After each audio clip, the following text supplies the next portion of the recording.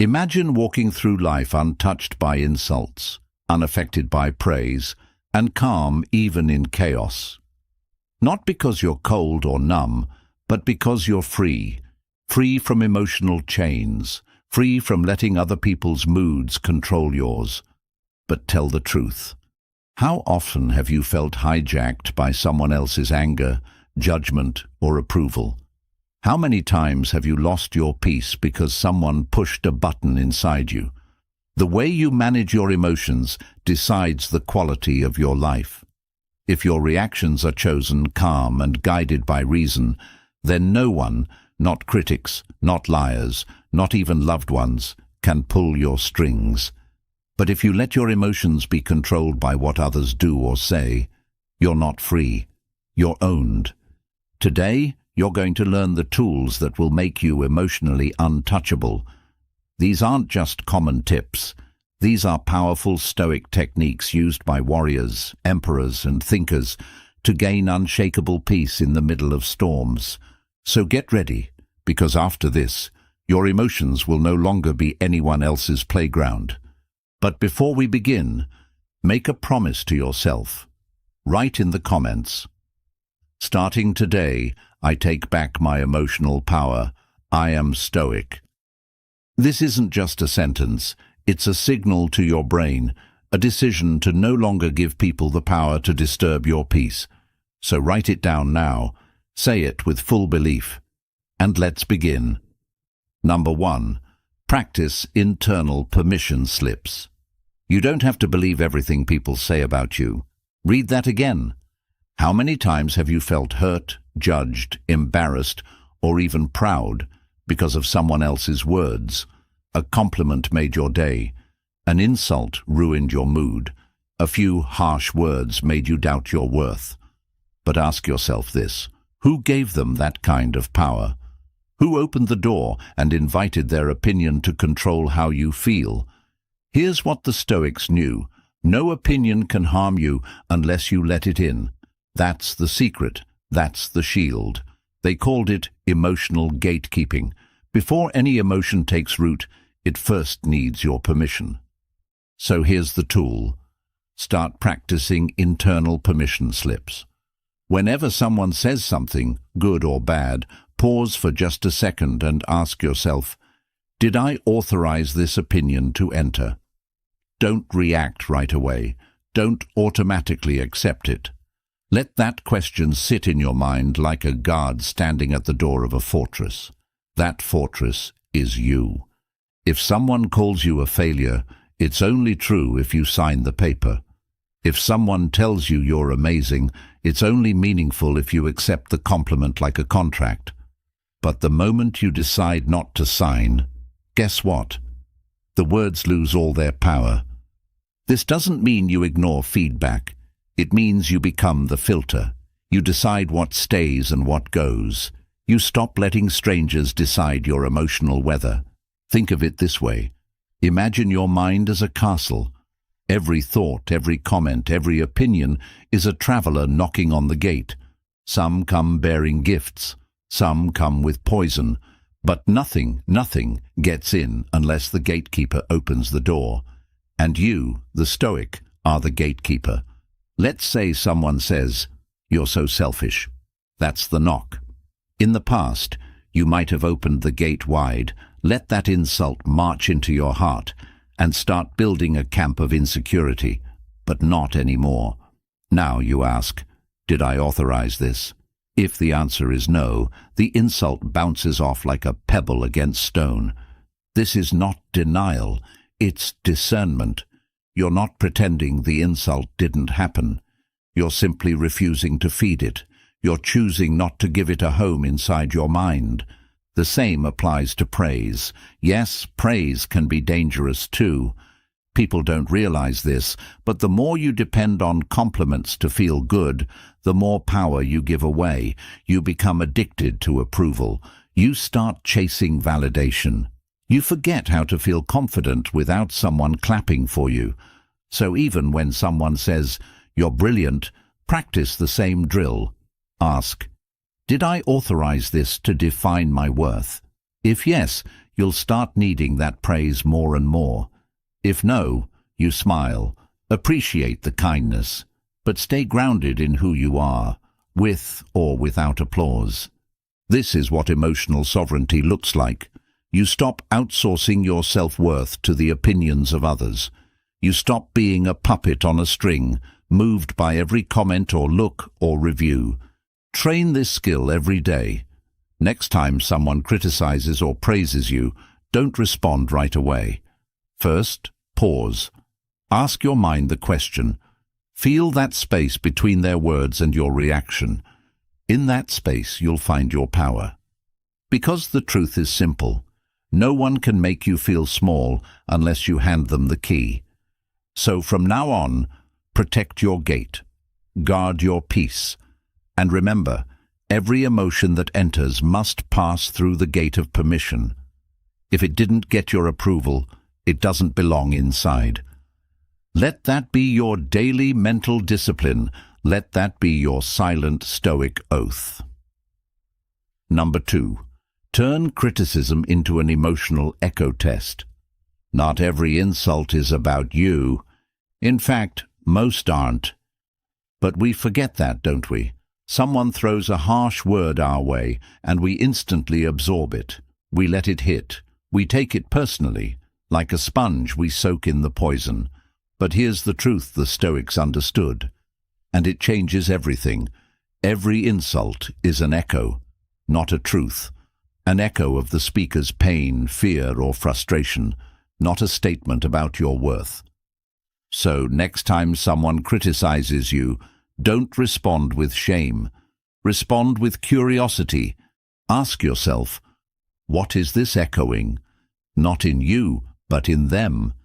Let's break it down. If someone says, you're selfish, stop, breathe. Don't jump into defense mode. Instead ask, what does this reveal about their unmet need? Maybe they're feeling ignored. Maybe they're struggling to be seen. Maybe they've been giving too much and are desperate for a return. Their criticism, it's not a fact. It's a mirror reflecting their internal world. This is what the Stoics called depersonalization, the skill of removing yourself from the center of someone else's storm. Marcus Aurelius wrote, "You always own the option of having no opinion." And Epictetus reminded us, it's not things that upset us, but our judgment about things. The moment you stop judging criticism as truth, it loses its sting. Think about this. When a child throws a tantrum and says, "You're the worst," do you believe them? Of course not. You see it for what it is, a cry of frustration, not a valid judgment. But when an adult throws their own version of a tantrum, through sarcasm, gossip, or passive-aggressive comments, we suddenly forget to zoom out. We make their pain our identity. But here's the shift. Practice the emotional echo test. Every time you feel the urge to personalize criticism, pause and ask, what wound is this echoing in them? That person who called you lazy. Maybe they grew up with unrealistic standards.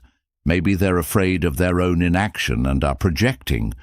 That manager who micromanages and criticizes every little thing. Maybe they're drowning in anxiety. Maybe they've never felt in control. It's not about excusing their behavior. It's about reclaiming your peace by refusing to let their echo become your story. This mindset won't just protect you, it will humble you. You'll start seeing others not as enemies, but as people trying to cope with their own storms. And suddenly, what once offended you now reveals a lesson. Let's go deeper. The Stoic doesn't waste energy fixing what doesn't belong to them. If someone hands you a rotten fruit and says, "This is who you are," you don't have to take it. You can look at it, see it for what it is, rotten, bruised, not yours, and walk on. You don't argue with echoes, you observe them. This is emotional maturity. This is control. So try this. Next time someone criticizes you, don't react. Don't rush to defend or explain. Just ask, what is this really about? Look beyond the words. Look beyond the tone. See the hurt, the fear, the unmet need beneath it. That's where their comment came from. And once you see it, it won't stick to you anymore. It's like standing in a cave. Someone shouts. The sound bounces off the walls. It echoes. But it's not about you. It's just sound hitting stone. Let the criticism be sound. Let it bounce. And let it pass. Because once you learn to hear the echo, no insult can find a home inside you. Number 3. Master the art of deliberate delay. Have you ever said something in anger and regretted it the moment it left your mouth? Or reacted too quickly, only to wish later you had paused, just for a second, before replying? We've all been there. And that moment, that small gap between stimulus and response, is where our entire power lies. The Stoics knew this, and they trained for it. Marcus Aurelius, writing in the silence of the early morning before the chaos of Rome could reach him, practiced a simple but life-changing habit. He didn't jump when emotions pulled. He paused, and in that pause he whispered to himself, "Not yet." That's the art of deliberate delay. It sounds small, it sounds simple, but don't let that fool you. This is one of the most powerful emotional techniques ever discovered, because the truth is, every emotion wants your immediate reaction. Anger wants you to lash out, fear wants you to run, pride wants you to defend, but the moment you say, "Not yet," you break the chain. You turn off autopilot. Let's say someone criticizes you in public. Your face heats up, your fists clench, you're ready to fire back. That's the automatic path, that's the easy road. But instead, the Stoic breathes and inserts a buffer. Just 3 seconds. That's all you need to go from reaction to response. In that short space, you reclaim your awareness. You ask, what is the wisest thing to do here? And you wait, just long enough to choose. Think of your mind like a room filled with doors.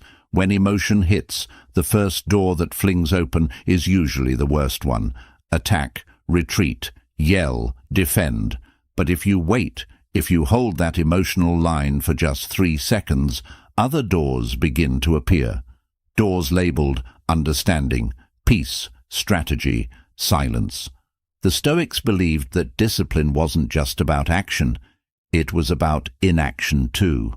The strength not to do something, not to send the message, not to yell the comeback, not to feed the fire.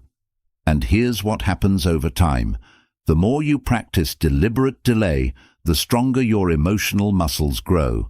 Your reflexes shift. You stop living like a firecracker and start living like a flame, controlled, steady, powerful. Think of a master swordsman. He doesn't swing wildly. He waits. He reads. He studies. He makes one calm move. And it's enough. You don't need to react to every poke. You don't need to jump at every emotional tug. You need space. And space comes from delay. Here's how to train it. Every time you feel something rise, annoyance, anger, defensiveness, practice saying silently in your mind, "Not yet." Then count slowly to 3. Breathe in, breathe out, and watch how your mind starts offering new options, wiser options.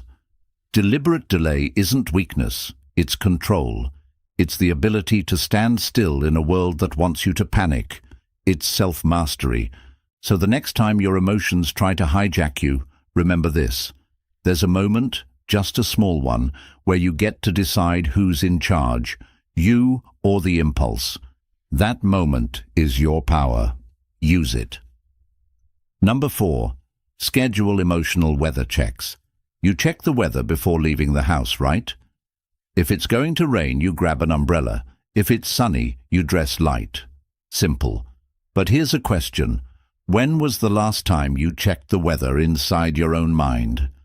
Most people go through the day carrying emotional storms without realizing it. They feel heavy, agitated, anxious, but they never stop to ask, where did this feeling come from? Is it even mine? And that's how peace gets clouded. That's how clarity disappears. The Stoics had a solution for this, and it's time you make it part of your day. It's called the emotional weather check. Twice a day, once in the morning, once in the evening, pause whatever you're doing and simply ask yourself, what emotion am I carrying right now? Don't judge it. Don't fight it. Just name it. Like you would say, it's cloudy today. Say, I feel irritated, or I feel calm, or I feel tense, but I don't know why. This small act is powerful, because naming a feeling takes it out of the shadows and brings it into the light. And once it's in the light, it stops controlling you. But don't stop there. After naming the emotion, go one step further. Is this mine, or did I pick it up from someone else? Because a lot of what we carry emotionally isn't even ours. Maybe your partner woke up in a bad mood, and now you're carrying tension that doesn't belong to you. Maybe someone at work dumped their stress onto you, and now you're walking around with a burden you didn't choose. Maybe you scrolled social media and absorbed negativity without even noticing. The Stoics taught that we must become the guardians of our inner world. That means we don't just accept any feeling that shows up. We examine it. We question it. We decide if it gets to stay. Think of your mind like a clear window. Throughout the day, fingerprints, fog, and dust blur the view. If you never stop to wipe it clean, eventually you can't see what's real anymore. Everything feels overwhelming, but you don't know why. The emotional weather check is your daily wipe of the glass. And here's what's amazing. The more you practice this, the faster you catch emotional infections before they spread. You become aware of mood shifts. You notice when someone else's bad energy is rubbing off on you. You learn to say, wait, that's not mine. I don't have to carry that. This doesn't make you cold. It makes you clear. Because clarity is strength. Clarity is peace. Let's keep it simple. Set 2 reminders on your phone. One in the morning, right after you wake up. One in the evening, before bed. Label them emotional weather check. When they go off, stop for 30 seconds. Ask the 2 questions. What am I feeling right now? Is this mine, or did I pick it up from someone else? Breathe, reflect, let go of what isn't yours. Accept what is, but do both with calm, non-judging awareness. Because the moment you become aware, you take back control. Most people are tossed around by the emotional winds of others, but not you. Not anymore. You check the weather. You choose your coat. You walk forward with clarity, no longer soaked by someone else's storm. Number 5. Journal the identity disruption. Ever notice how some words hurt more than others? Not because they're louder, not because they're true, but because they hit something personal, a nerve, a self-image, a piece of who you think you are. You're lazy. You're a bad parent. You're not that smart. These phrases don't just sting randomly. They sting because they poke at your identity, the image you hold of yourself. The more tightly you grip that image, the more power others have to hurt you. And that's why the Stoics taught this. If you want to stop being emotionally hijacked, you must learn to see where the ego ends and where your true self begins. Start with this practice. Journal the identity disruption. It's simple. Every time someone's words or actions shake you, make you angry, hurt, offended, or defensive, pause and write one thing. What part of myself am I trying to protect? That's the question. That's the doorway to emotional freedom. Let's say someone calls you lazy, and it burns. Why? Because maybe you see yourself as hardworking, responsible, driven, and that insult threatens your image. Not your actual self, but your idea of yourself. Or maybe someone says, "You're not very confident." You flare up inside, not because it's true, but because you've spent years trying to prove the opposite. It pokes your narrative. Now look deeper. Is that narrative helping you or trapping you? The Stoics had a powerful view of identity.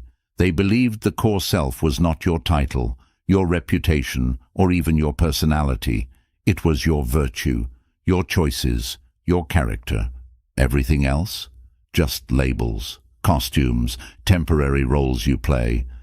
Seneca once said, "They struck a mask," meaning if someone insults your job, your looks, your habits, they're not hurting the real you. They're just hitting the mask. But the problem is, most people believe they are the mask, so they feel every punch. That's why journaling matters. Each day, write down what insult or interaction triggered you. Then ask, what part of my identity did this poke? Why does that identity mean so much to me? Am I confusing this label with my worth? This kind of reflection separates you from the ego. It loosens your grip on the image, and the moment you loosen that grip, the insults lose their venom. They might still hit, but they won't stick. Here's what you'll discover. The more you journal the identity disruption, the less defined you become by external approval. You stop being the smart one, the nice one, the strong one, and start becoming someone deeper, grounded, present, aware. So start tonight. Grab a notebook, open a page, title it Identity Disruption, and every time you feel emotionally shaken, come back to that page. Explore it, unpack it, see what you're defending, and ask if it's really worth defending. Because when you no longer need to protect an image, the world loses its weapons against you. And that is what freedom feels like. Number 6. Memorize the false self-attack rule. What if you knew that 90% of your emotional pain didn't actually touch you, but only the image of you? That's the Stoic truth. Most of the things that hurt you, shame you, anger you, don't actually reach your essence. They strike something else, something thinner, something built, a role, a label, a mask. And that's where the pain lives. Not in your soul, but in the mask you've mistaken for your soul. This is the false self-attack rule. Memorize it, live by it, let it become your armor. Here's how it works. Whenever someone insults your appearance, your job, your intelligence, your social status, they're not attacking your true self. They're attacking the outer shell, the version of you that society, reputation, and ego have shaped. And if you cling to that version, every comment becomes a wound. But if you can let go of the mask, the attack passes right through, like a punch thrown at a shadow. Seneca captured this perfectly when he said, "They struck a mask." 4 words that can save you years of suffering. He didn't say, "They struck me." He said, "They struck the mask." Because he knew what they see isn't all that you are. Let's say someone says, "Your job isn't impressive." That stings if your identity is built on status, if you are your title. But if you know that your value comes from your virtue, your patience, your discipline, your honesty, then what they said doesn't land. Or someone says, "You're not attractive." That burns. If you think your beauty is your worth, if you believe your appearance is your identity, but if you've trained your mind to know, my body is not my soul, my face is not my core, the insult falls flat. They struck the mask. Most people don't even know they're wearing one. They walk around defending labels. I'm successful, I'm nice, I'm strong. And when those labels are threatened, they panic. Because if the label cracks, they fear they'll fall apart too. The Stoic sees this differently. The Stoic builds identity on something no one can touch. Not status, not beauty, not wealth, but virtue, character, inner alignment. That's the self you protect, not the mask. So how do you apply this rule? Simple. The next time someone insults you, pause and ask, what part of me are they really attacking? My essence or my mask. 9 times out of 10 you'll realize it's the mask, the role, the surface. And that awareness alone breaks the spell. The sting fades, the comment becomes noise. This isn't about being emotionless, it's about being unhooked, untouchable, centered in something deeper than image. You were not born to be a mask. You were born to be a presence, a principle, a soul rooted in truth, not costume. So carry this sentence with you everywhere. They struck a mask. I am not the mask. Repeat it until it replaces your old reflex, until you no longer defend the role, until no insult can find a place to land. Because when you stop confusing who you are with what others see, you become unshakable. You stop bleeding from wounds that were never meant for your skin. Number 7. Use the God's eye view drill. When you're inside the problem, it feels massive. When you zoom out, it becomes nothing. That's the power of perspective. The Stoics had a name for this mental superpower. They called it the view from above. And once you master it, the things that once overwhelmed you, arguments, insults, rejections, shame, will shrink into specks. Dust in the wind. Let's say something upsets you, someone disrespects you, a plan falls apart, your emotions start to swell, the mind zooms in, the problem feels huge, heavy, permanent. But now you pause, you close your eyes, and you mentally step back. First, see yourself from across the room. Then rise higher. Picture yourself from a rooftop.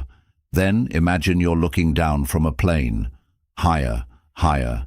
Now from the clouds, from orbit, from the moon, from the stars. Now look again. There you are, a tiny human on a spinning blue rock, floating in a galaxy of 100 billion stars, in a universe that stretches beyond understanding. The insult you received today, gone. The embarrassing moment at work, silent. The argument that burned your energy, invisible. When you practice the God's eye view, your ego can't survive. The ego needs drama. It needs to be the main character. But from above, you see, you are important, but not in the way your ego thought. You are not the center. You are part of something far greater. And that awareness humbles you, grounds you. It doesn't make your problems disappear, but it puts them in their rightful size. Marcus Aurelius used this tool constantly. As Emperor of Rome, he dealt with betrayal, war, death, and responsibility most of us will never face.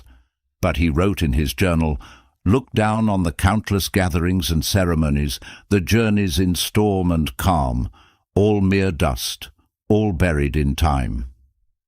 He zoomed out. He reminded himself, no emotion is as big as it pretends to be. Use this drill when your emotions rise, when your pride is wounded, when your anxiety takes over, when you feel stuck, rejected, or overwhelmed. Step back, rise up, mentally float above the noise, and ask, will this matter in a week, in a year, in a lifetime? Often the answer is no. The problem isn't real. It's a trick of closeness. You're standing too near the painting. Back up. See the whole picture. This drill isn't about detaching from life. It's about gaining clarity within it. It's about remembering that while your emotions are valid, they are not final. They are weather, passing clouds in a much bigger sky. So train your mind to fly above the storm. Use the God's eye view whenever life feels too heavy, because from above the chaos turns quiet. The story softens and your peace returns. Remember this, perspective is power, and sometimes all it takes to feel calm again is one good look from the stars. Number 8, transform the trigger into a teacher. What if every time someone triggered you, it wasn't a threat, but a teacher? Think about that. You get offended. You feel rejected. You're hit by jealousy, anger, panic. Normally the reflex is to blame. They made me feel this way. But the Stoic flips that idea on its head. The Stoic doesn't say, they triggered me. The Stoic says, thank you for the lesson. This is where the real growth begins. Every emotional spike is not just a reaction. It's a message, a signal pointing you inward, an alarm going off not because someone else is wrong, but because something inside you needs to be seen. Let's say someone makes a joke at your expense, and it stings. Why? Look deeper. Is there an insecurity hiding beneath the surface? Is there a part of you that hasn't healed? Is there a fear of being disrespected? Good. That trigger just showed you where the wound lives. Or imagine a friend ignores your text and you spiral. Anxiety, doubt, fear, it all comes flooding in. But pause. Ask yourself, why did this silence disturb me so deeply? Maybe it reveals a hidden dependency. Maybe you're still outsourcing your self-worth to their response. In this way, the trigger becomes the teacher. It exposes the lesson. The Stoics believed that life is a classroom, and emotions are your curriculum. Anger teaches where you're holding on too tightly. Jealousy shows where comparison still lives. Fear reveals where you lack preparation or trust. Shame uncovers where ego and identity are still tangled. Each one is a mirror, not to attack you, but to awaken you. Marcus Aurelius didn't complain about what upset him, he examined it. He used every disturbance as a way to train the mind, and that's what you're learning to do now, to turn friction into feedback, to treat every trigger like a spiritual assignment. So the next time emotion hits, don't suppress it. Don't react either. Just pause, sit with it, and ask, what is this here to teach me? What belief did this touch? What fear did this wake up? It's not easy, but it is transformational. Because once you do this enough, people lose their ability to own your mood. Their insults, silence, praise, rejection, it doesn't hijack you anymore. It educates you. It becomes part of your growth. Imagine someone pushes your buttons and you smile, not because you're unaffected, but because you just discovered another area to train. That's not weakness. That's power. That's emotional jujitsu.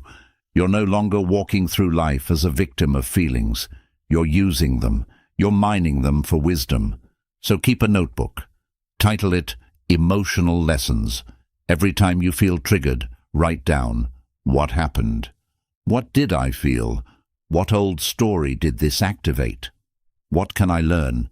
Do this consistently, and your emotional pain becomes a map, a guide, a personal coach showing you what still needs healing. Because in the end, no one can teach you more about yourself than the people who push your buttons. And once you master this mindset, your greatest emotional triggers become your greatest opportunities for freedom. Number 9. Commit to uninsultability training. What if someone insulted you today and it didn't touch you? Not because you're numb, not because you're pretending, but because you've trained your mind so well. The words float right past. That's the goal. That's the power. That's what the Stoics called emotional sovereignty, and it begins with something bold, uninsultability training. Most people spend their lives trying to avoid offense. They walk on eggshells. They get defensive. They waste hours replaying comments that stung, trying to figure out what they could have said differently. But the Stoic walks into the fire on purpose, not to fight, not to burn, but to practice being unshakable. Here's how it works. Choose a day, just one, and on that day decide in advance that nothing will offend you. Seriously, nothing. Someone's rude? Let them be. Someone mocks your idea? Nod. Someone throws sarcasm your way? Smile. And in your mind, say this phrase. That's an interesting data point. Why? Because it is. Every insult is just feedback about the speaker, not about you. It's a glimpse into their mind, their emotions, their fears. And if you treat it that way, like data, not damage, you flip the whole game. You turn insult into insight. This is emotional jujitsu. When someone throws emotional force at you, you don't resist it. You redirect it. You absorb it calmly. You stay rooted. You let their aggression hit air. And just like that, their power dissolves. They lose control. You keep peace. Let's be clear. This isn't about being passive or weak. It's not about letting people walk all over you. It's about recognizing that your peace is yours. It can't be stolen without permission, and you're not giving it. Think of it like building calluses, not on your skin, but on your ego.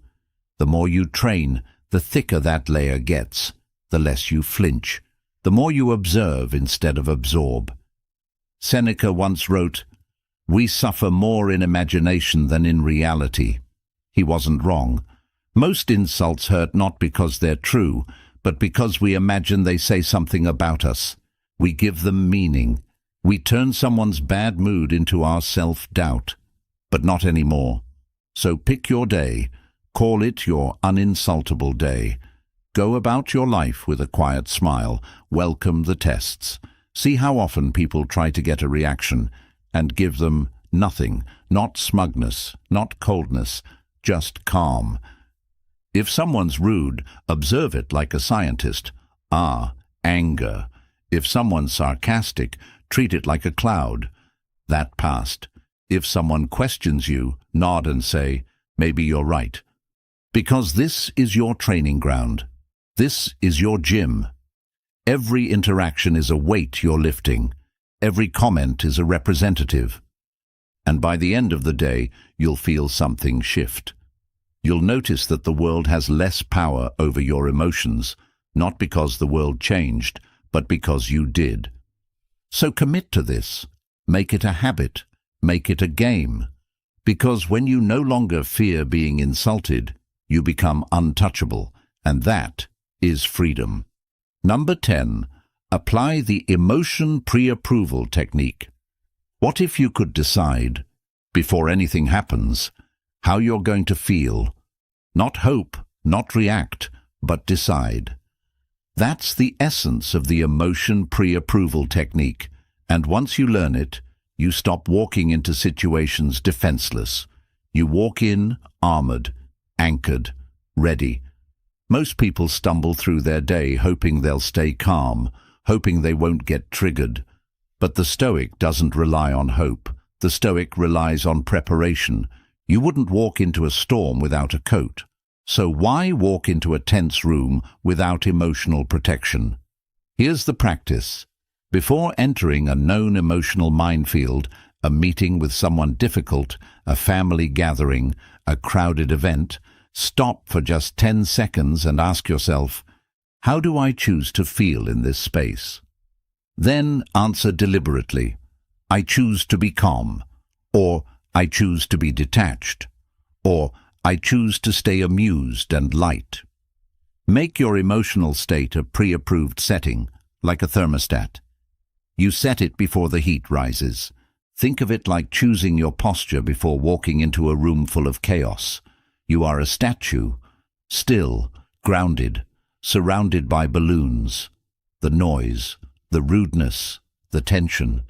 It bounces, it floats around you, but it doesn't stick to you. That's emotional sovereignty. That's self-command. Marcus Aurelius prepared his mind each morning, knowing the world wouldn't be kind. He wrote, "Today you will meet people who are meddling, ungrateful, arrogant, dishonest." But he didn't say this with dread. He said it with acceptance. He was not surprised. He was prepared. So ask yourself, what spaces trigger you? Which environments hijack your peace? A tense work meeting. Pre-approve calm, a holiday dinner with drama. Pre-approve detachment, a social event full of fake smiles. Pre-approve light amusement. You're not hoping to stay calm. You're choosing it in advance. And if things go sideways, if emotions still rise, that's okay.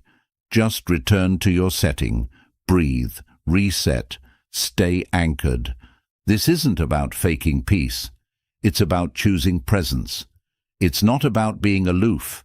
It's about being unmoved. Because the world will always bring noise. People will always bring moods. But you bring discipline. You bring decision. Start small.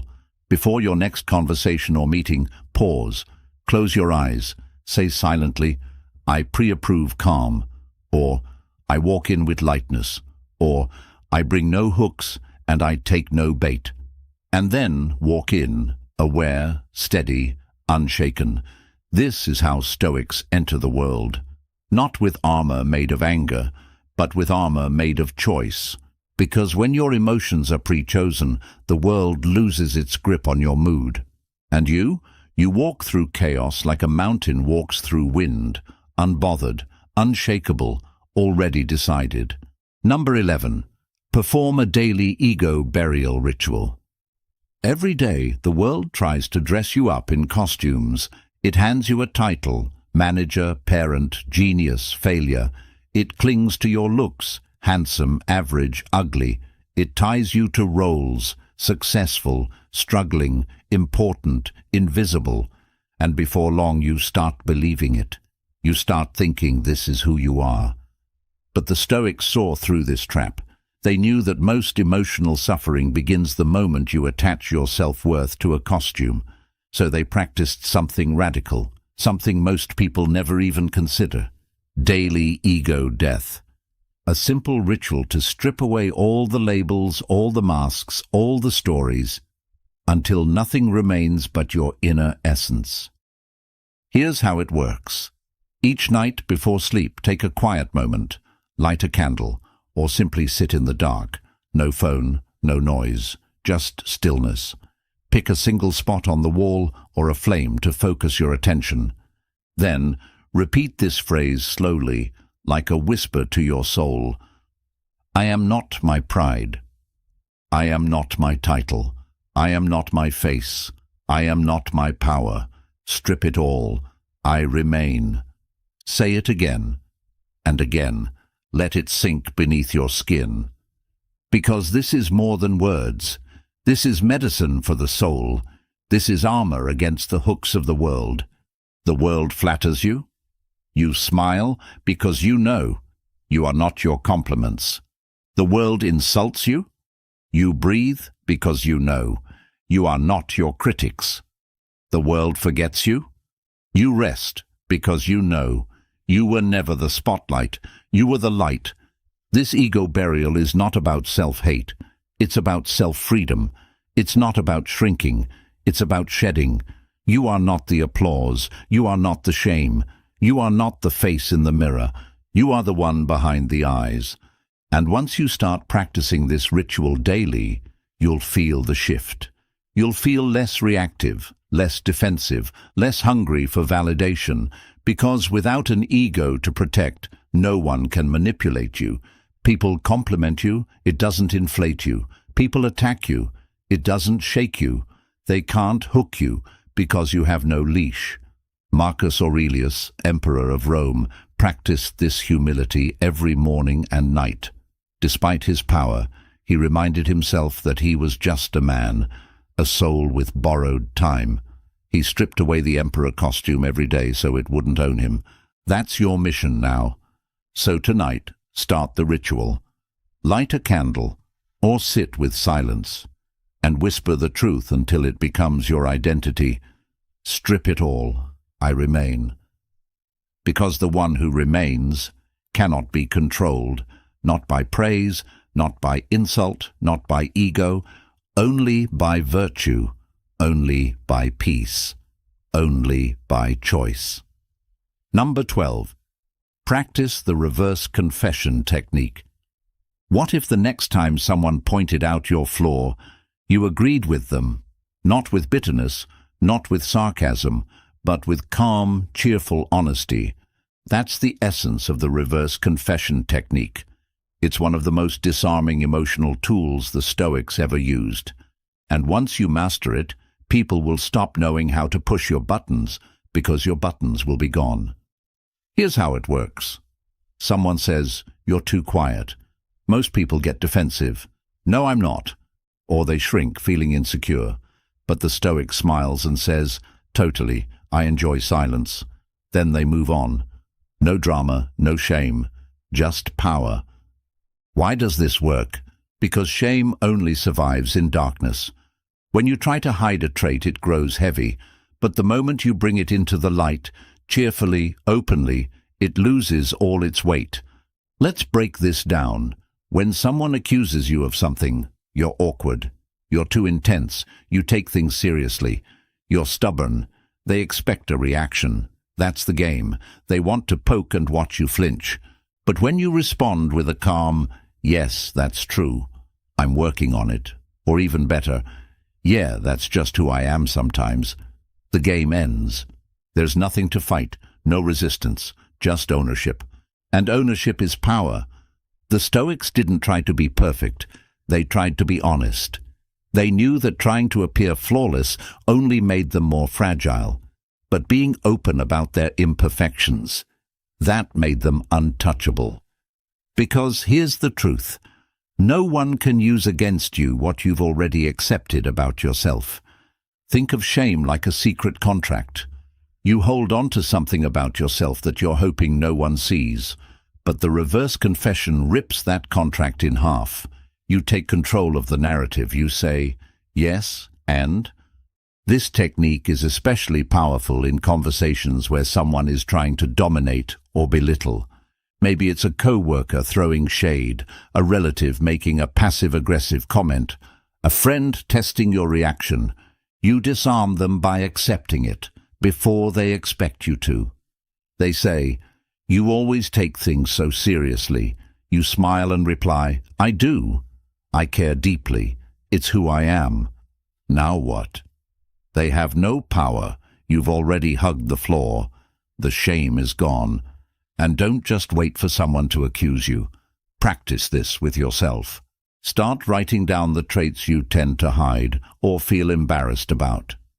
Then, next to each one, write a sentence of cheerful ownership.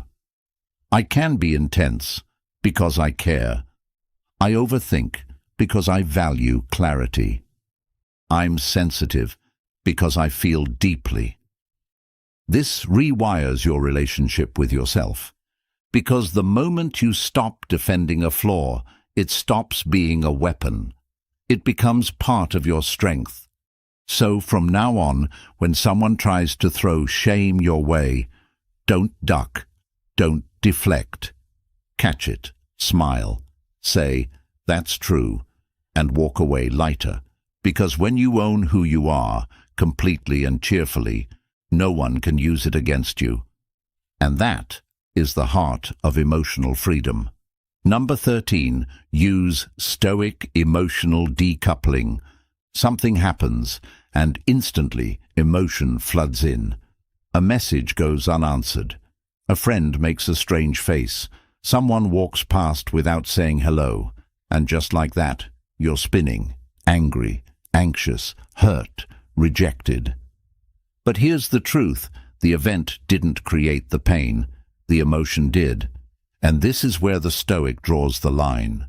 The moment you learn to separate what happened from what you feel about it, you take back control.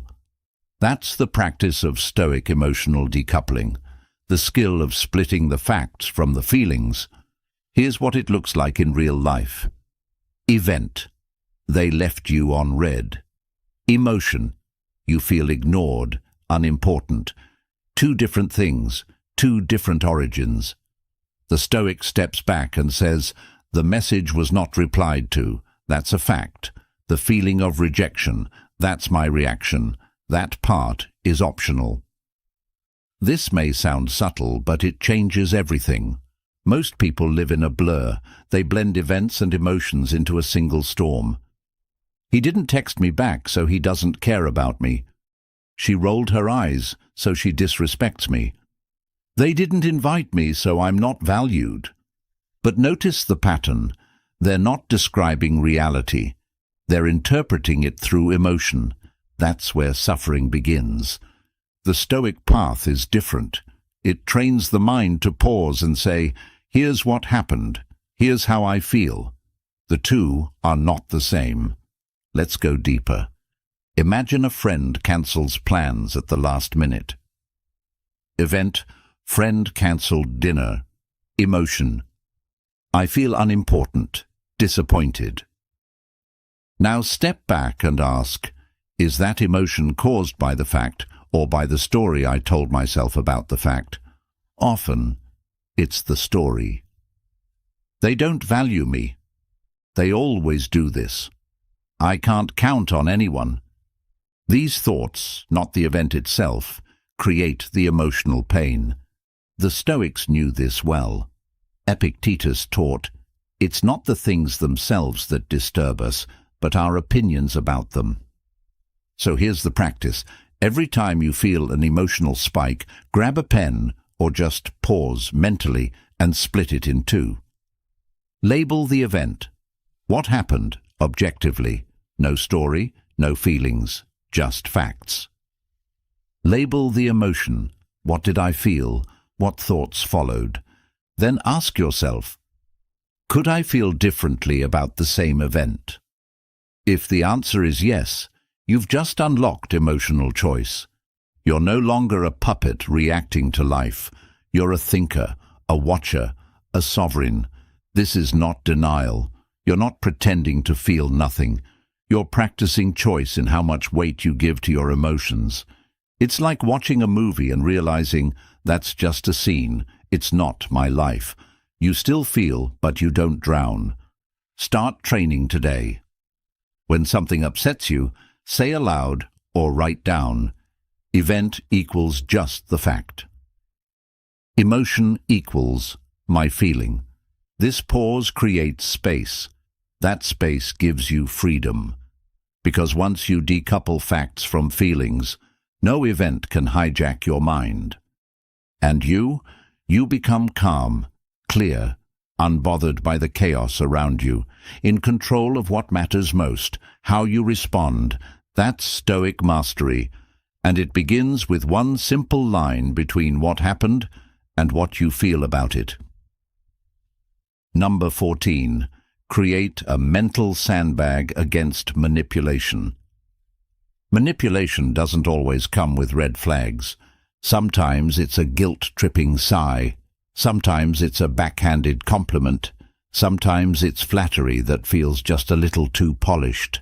And sometimes it's a subtle nudge designed to push you off center, just enough to get you to react, obey, doubt, or apologize. But the Stoic doesn't get blown over. The Stoic doesn't take the bait. The Stoic prepares. With what? Mental sandbags. You've seen sandbags before, lined up during a storm, heavy and silent. They don't attack the rain. They don't fight the wind. They just sit there, anchored, absorbing force without flinching. That's the energy you need when someone tries to manipulate your emotions. Because emotional manipulation is wind. It wants movement. It feeds on reaction. But when you respond with inner weight, with stillness, with presence, the wind dies. Here's the technique. When someone tries to guilt-trip you, flatter you, or provoke you, pause internally. Don't speak yet. Don't flinch. Just mentally drop a sandbag. Visualize it. Someone says, "Wow, must be nice to not care about anyone but yourself." The guilt is implied. The manipulation is obvious. You don't justify. You don't argue. You don't frown. You drop a sandbag. Wait. Silence. Stillness. They say, "You're the best I've ever worked with. No one's like you." It's praise, but with invisible strings. Don't soar. Don't melt. Don't perform. Drop a sandbag. Thank you, with no attachment. Or someone says something rude, hoping you'll bite back. You drop a sandbag. A simple breath. A calm look. No reaction. This is emotional strength. Quiet strength, not cold, not robotic, but grounded. The Stoics didn't train to be numb, they trained to be immovable, because they understood that most manipulation works through motion, getting you to overreact, over-apologize, over-explain, over-please.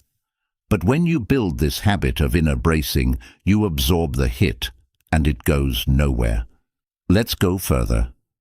Every morning, visualize yourself lining up these mental sandbags. Each one represents something solid in you. One for your boundaries, one for your self-worth, one for your clarity, one for your patience, one for your ability to pause. They're invisible to others, but not to you. Now, when the storm comes, and it will come, you don't have to run or shout or explain. You brace, you let the wind pass. You stay unmoved. Train this every day. Start small.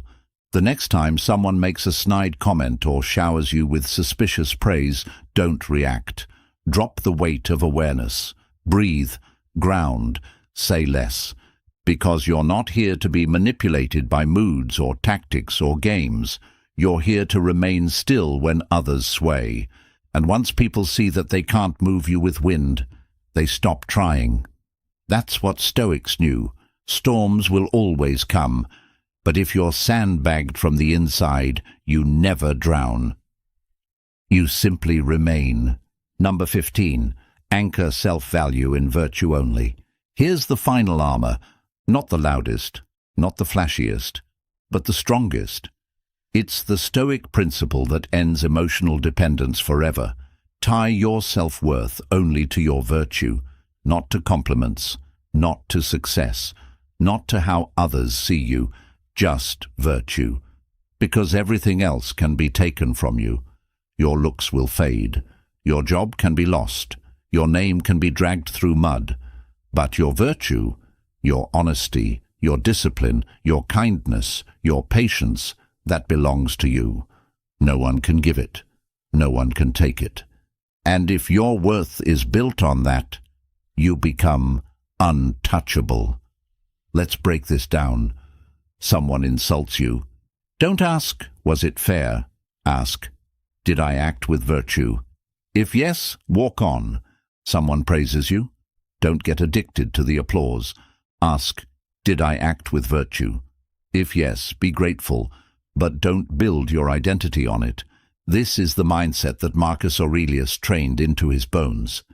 He ruled an empire, but he didn't attach his value to the crown. He attached it to his character. And when people attacked him, he checked one thing. Did I act justly? Did I stay true to my principles? If yes, then what others said, good or bad, became noise. Seneca wrote, "The reward of a good deed is to have done it, not to be seen, not to be thanked, but to know you did what was right." So here's how you apply this every single day. When something shakes you, an insult, a failure, a rejection, pause and ask yourself one question. Did I act with virtue? If the answer is yes, then breathe. You're clean. You're grounded. Their opinion cannot stain you. You're rooted in something eternal. If the answer is no, then good. You've just found an opportunity to grow. You adjust. You learn. But still, you're in control. Not them. Because virtue is internal. It's your compass. It's the one thing no one can manipulate. The moment you anchor your self-value in it, you take back all the power you ever gave away. No more emotional highs from flattery. No more emotional crashes from disapproval. Just peace. Just consistency. Just calm self-respect. Start practicing this now. Each night before bed, reflect on your day, not through the lens of outcome, but virtue. Ask, was I patient? Was I honest? Was I disciplined? Was I kind, even when it was hard? That's your scoreboard. Because in the end, nothing outside you makes you worthy. Not their love, not their praise, not your resume, not your bank account. Only one thing does, how you choose to live when no one is watching. So anchor there, tie yourself to virtue and nothing else, and you'll become what no one can disturb, calm, grounded, free. If you made it this far, you're not just interested in Stoicism, you're ready to live it. You've just walked through 15 rare and powerful practices, not fluffy advice, not shallow tips, but real tools built to give you back control. Control over your reactions, over your triggers, over your peace. Because here's the truth, when you master your emotions, no one else can. Not the critic, not the manipulator, not the praise, not the silence, not the noise of the world. You become your own fortress, calm, focused, immovable. You stop reacting and start choosing. So the next time someone tests your peace, remember what you've learned. Permission slips, echo tests, delays, weather checks, ego burials, virtue anchors. Each one is a brick in the wall of your emotional freedom. Now here's your final challenge. Commit. Right now in the comments write, "My emotions belong to me. I am Stoic." Say it, type it, claim it. Not just for today, but as a daily declaration. Because the more you remind yourself, the more your mind will follow. And if the Stoics, an ancient school of philosophy, believed that true strength lies not in conquering external forces, but in mastering our own emotions. In today's world, this wisdom is more relevant than ever. Have you ever felt drained by negativity after interacting with someone?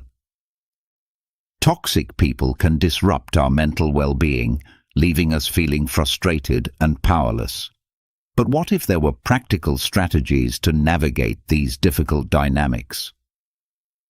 We'll go over 13 practical, Stoic-inspired ideas in this video that will give you the ability to handle toxic people with compassion, grace, and even resilience. Join me on a journey to protect your emotional well-being and subscribe to the channel for more tips on developing mental resilience. By the end of this video, you'll be equipped with a toolbox of Stoic wisdom to handle toxic people effectively. So take a deep breath and let's begin. Number 1. Identifying and understanding the toxic threat. Take a moment to picture yourself serving as a guard at the entrance to your very own personal citadel. Your inner tranquility, your physical health, and your emotional safety are all represented by this citadel. Without a doubt, awareness is the first line of defense in the process of protecting this fortress as well. In the same way that a watchful guard has to be able to notice potential dangers, you need to be able to recognize the indicators that a poisonous individual is approaching you. Epictetus, a Stoic philosopher who was a proponent of reason and self-control, tells us in his Enchiridion that it is not what happens to you that upsets you. More importantly, it is your judgment of what happens. It is especially important to keep this piece of advice in mind while dealing with poisonous people.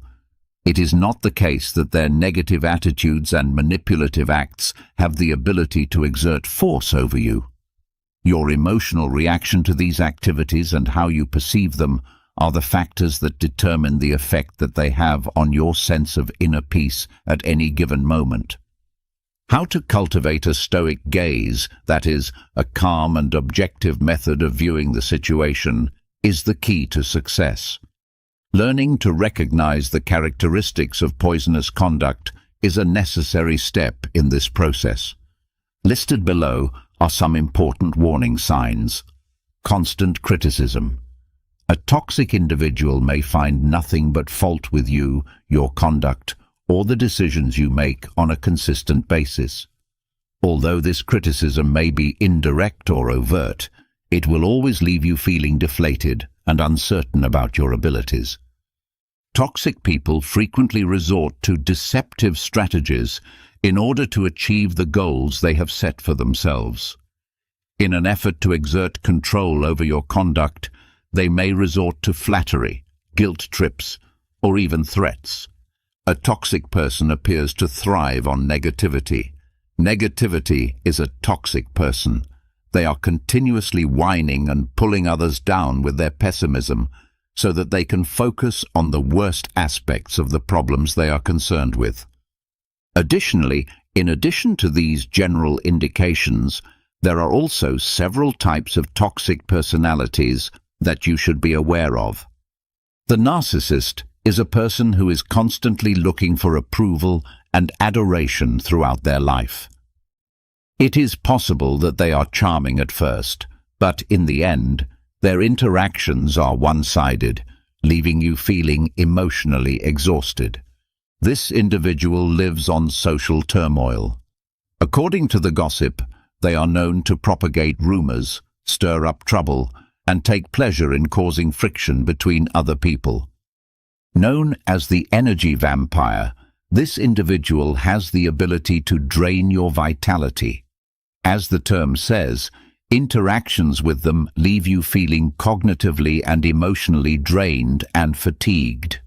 Emotionally, the development of a mental map of the potential dangers that could befall your inner citadel can be accomplished by first gaining an awareness of the many toxic personalities and the actions that they display.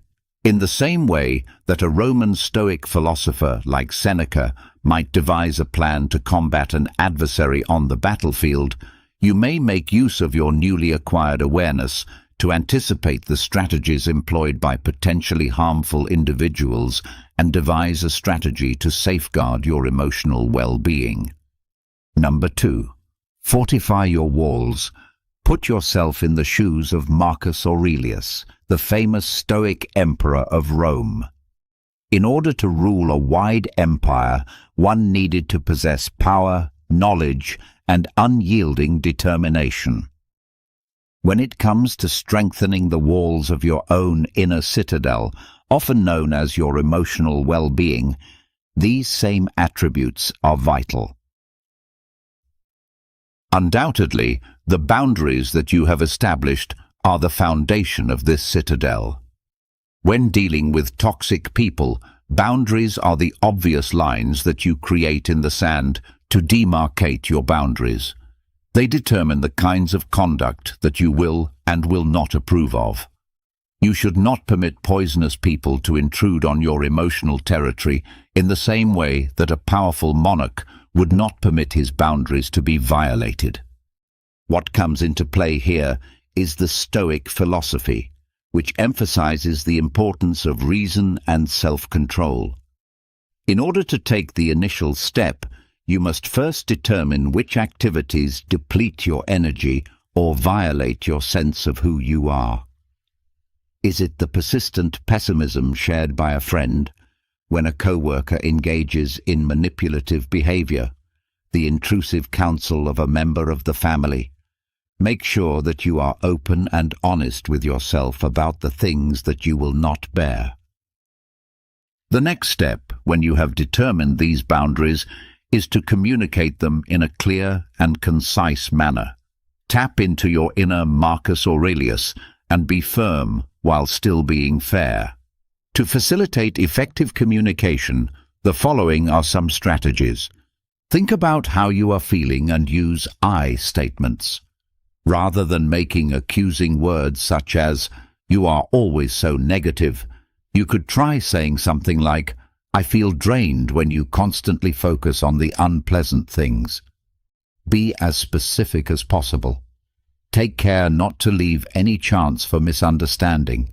Rather than saying something like, "I need some space," you should say something like, "I can't talk right now, but I'd be happy to chat later this week."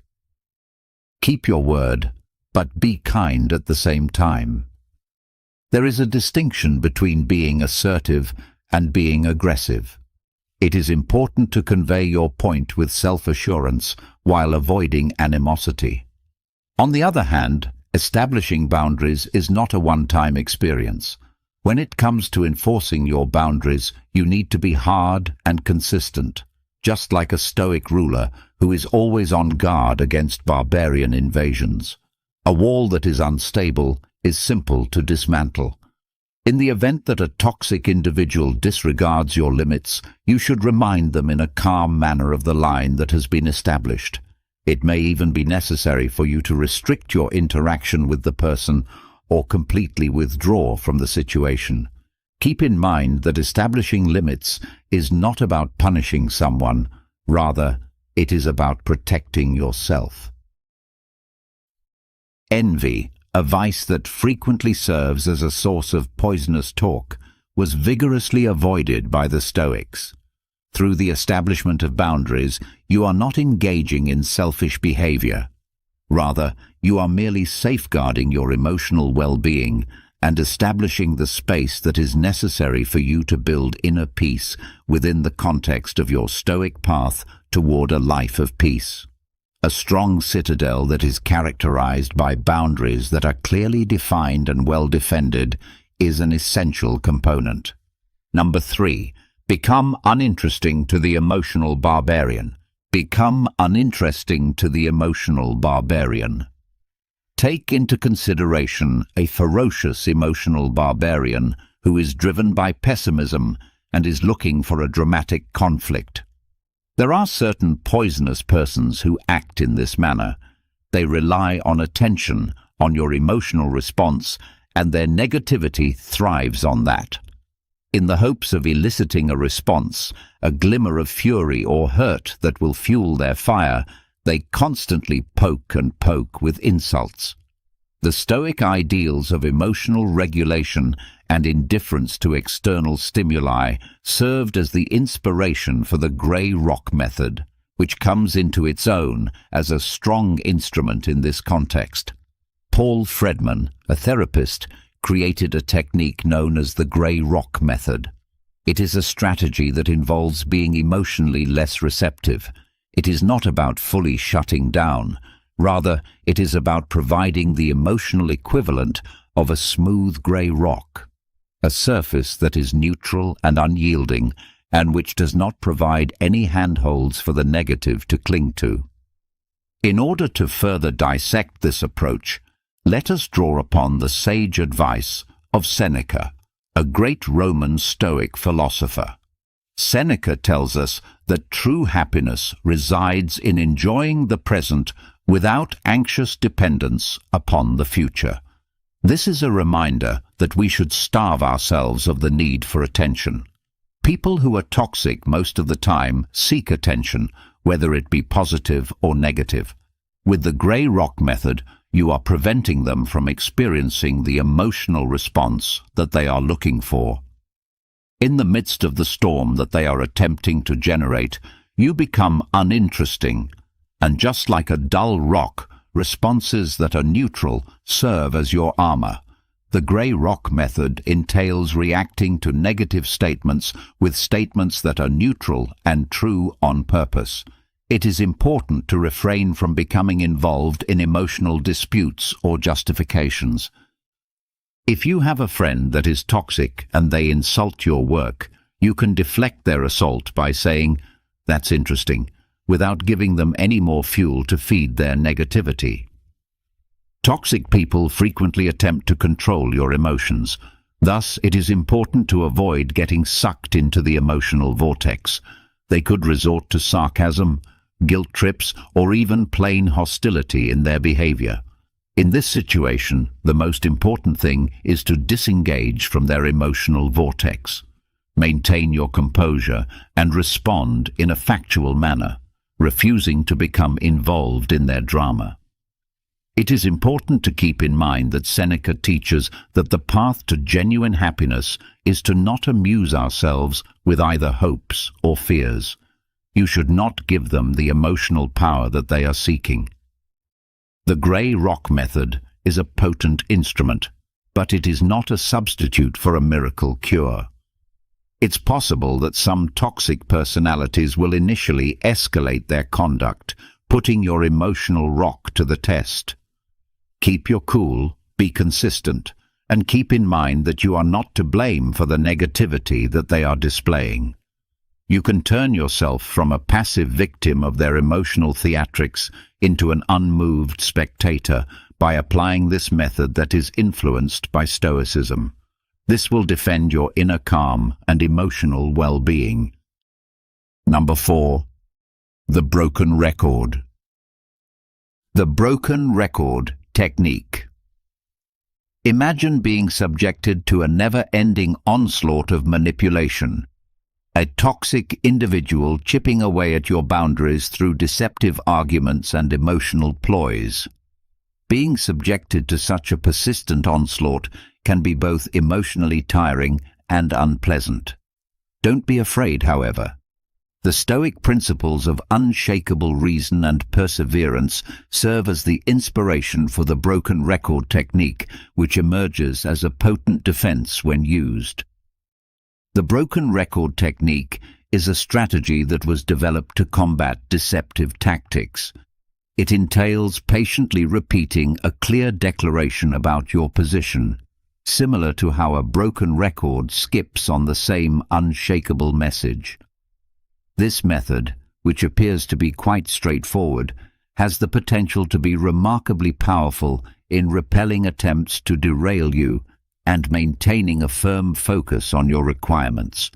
The Stoic philosopher Epictetus is a cornerstone of Stoic philosophy.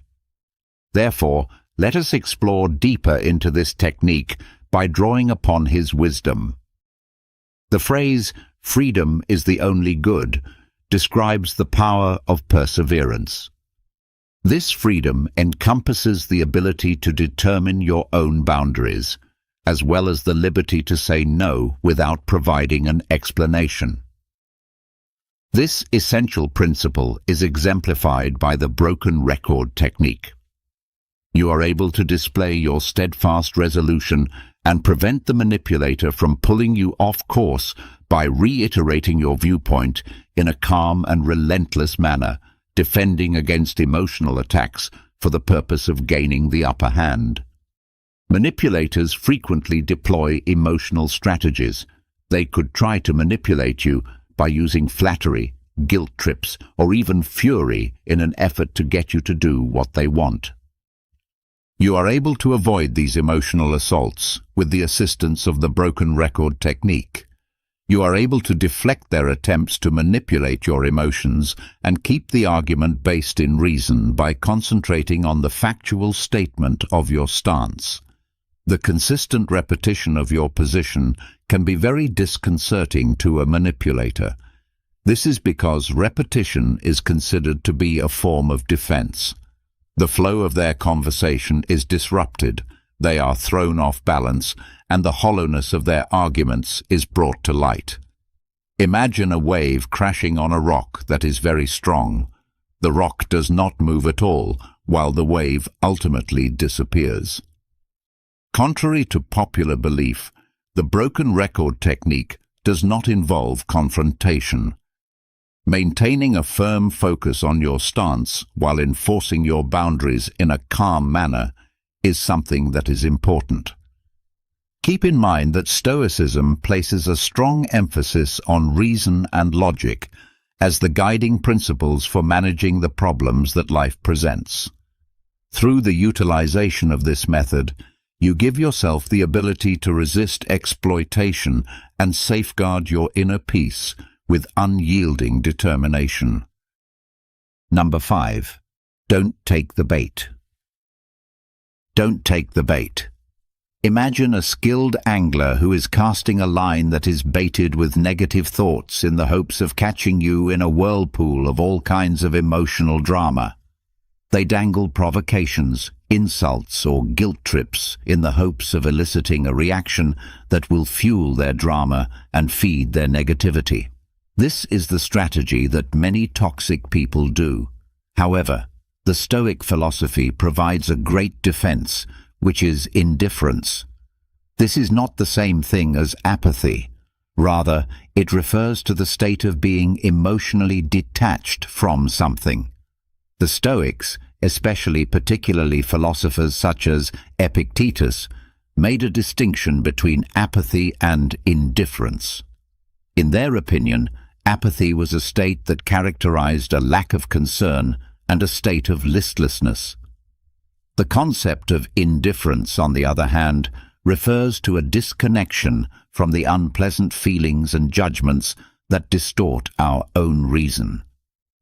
When it comes to dealing with toxic people, this distinction is really important. The following is an explanation of how Stoic indifference can assist you in avoiding going for the drama bait. Be aware of the strategy. The first stage is to be aware of the strategy. Become familiar with the telltale signals that a toxic individual is attempting to lure you in. What exactly is it?